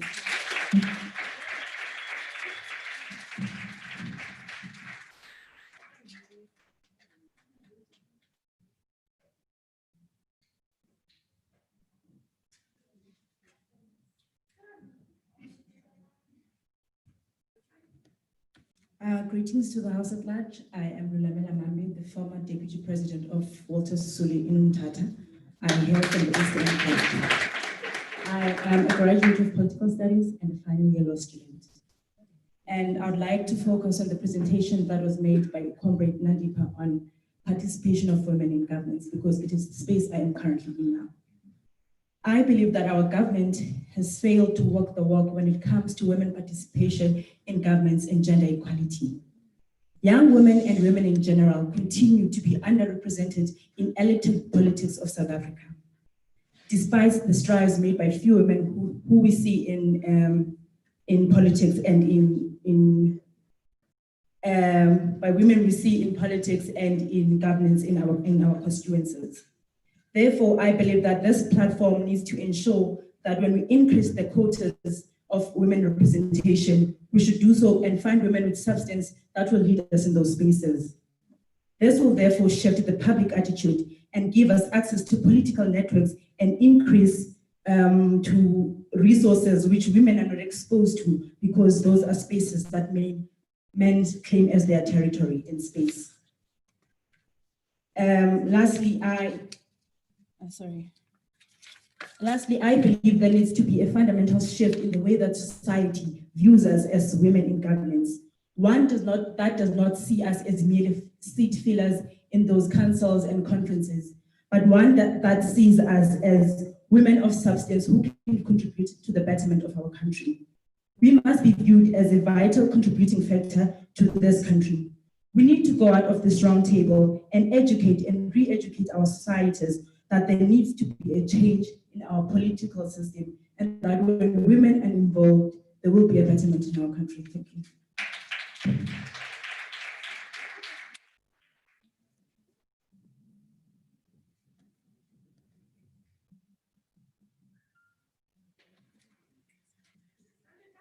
Hey. Amanda, thank you so much for all the great inputs. We are now going to go for lunch. We'll just ask that all the questions that were given here be in fact responded to in the commissions. We are going to lunch now. it's 2:30. We are going to come back at 3. So we're going to eat very fast. We come back at 3 here in plenary, where Comrade Naled will be doing the commission outline, telling us where are we going to what commission. Then immediately we go to commission after the commission outline. But we'd like to thank all the speakers today that spoke to us. And we appreciate all the inputs that were made. And once we get all the presentations, we are going to share them and to make them available, including to comrades who are not here in all our platforms. We'll make them available so that they can have access to them. Thank you so much, SG and TG and Nobala, Comrade Charlotte, for creating time for young women and for interacting with us. Would love to have you in the commissions later when we come back from lunch, so that you hear the deliberations as young women continue to deliberate when we come back. So we'd go to lunch now. We're going to leave and go to lunch and come back at immediately 3. Thank you very much, Comrade. Amanda.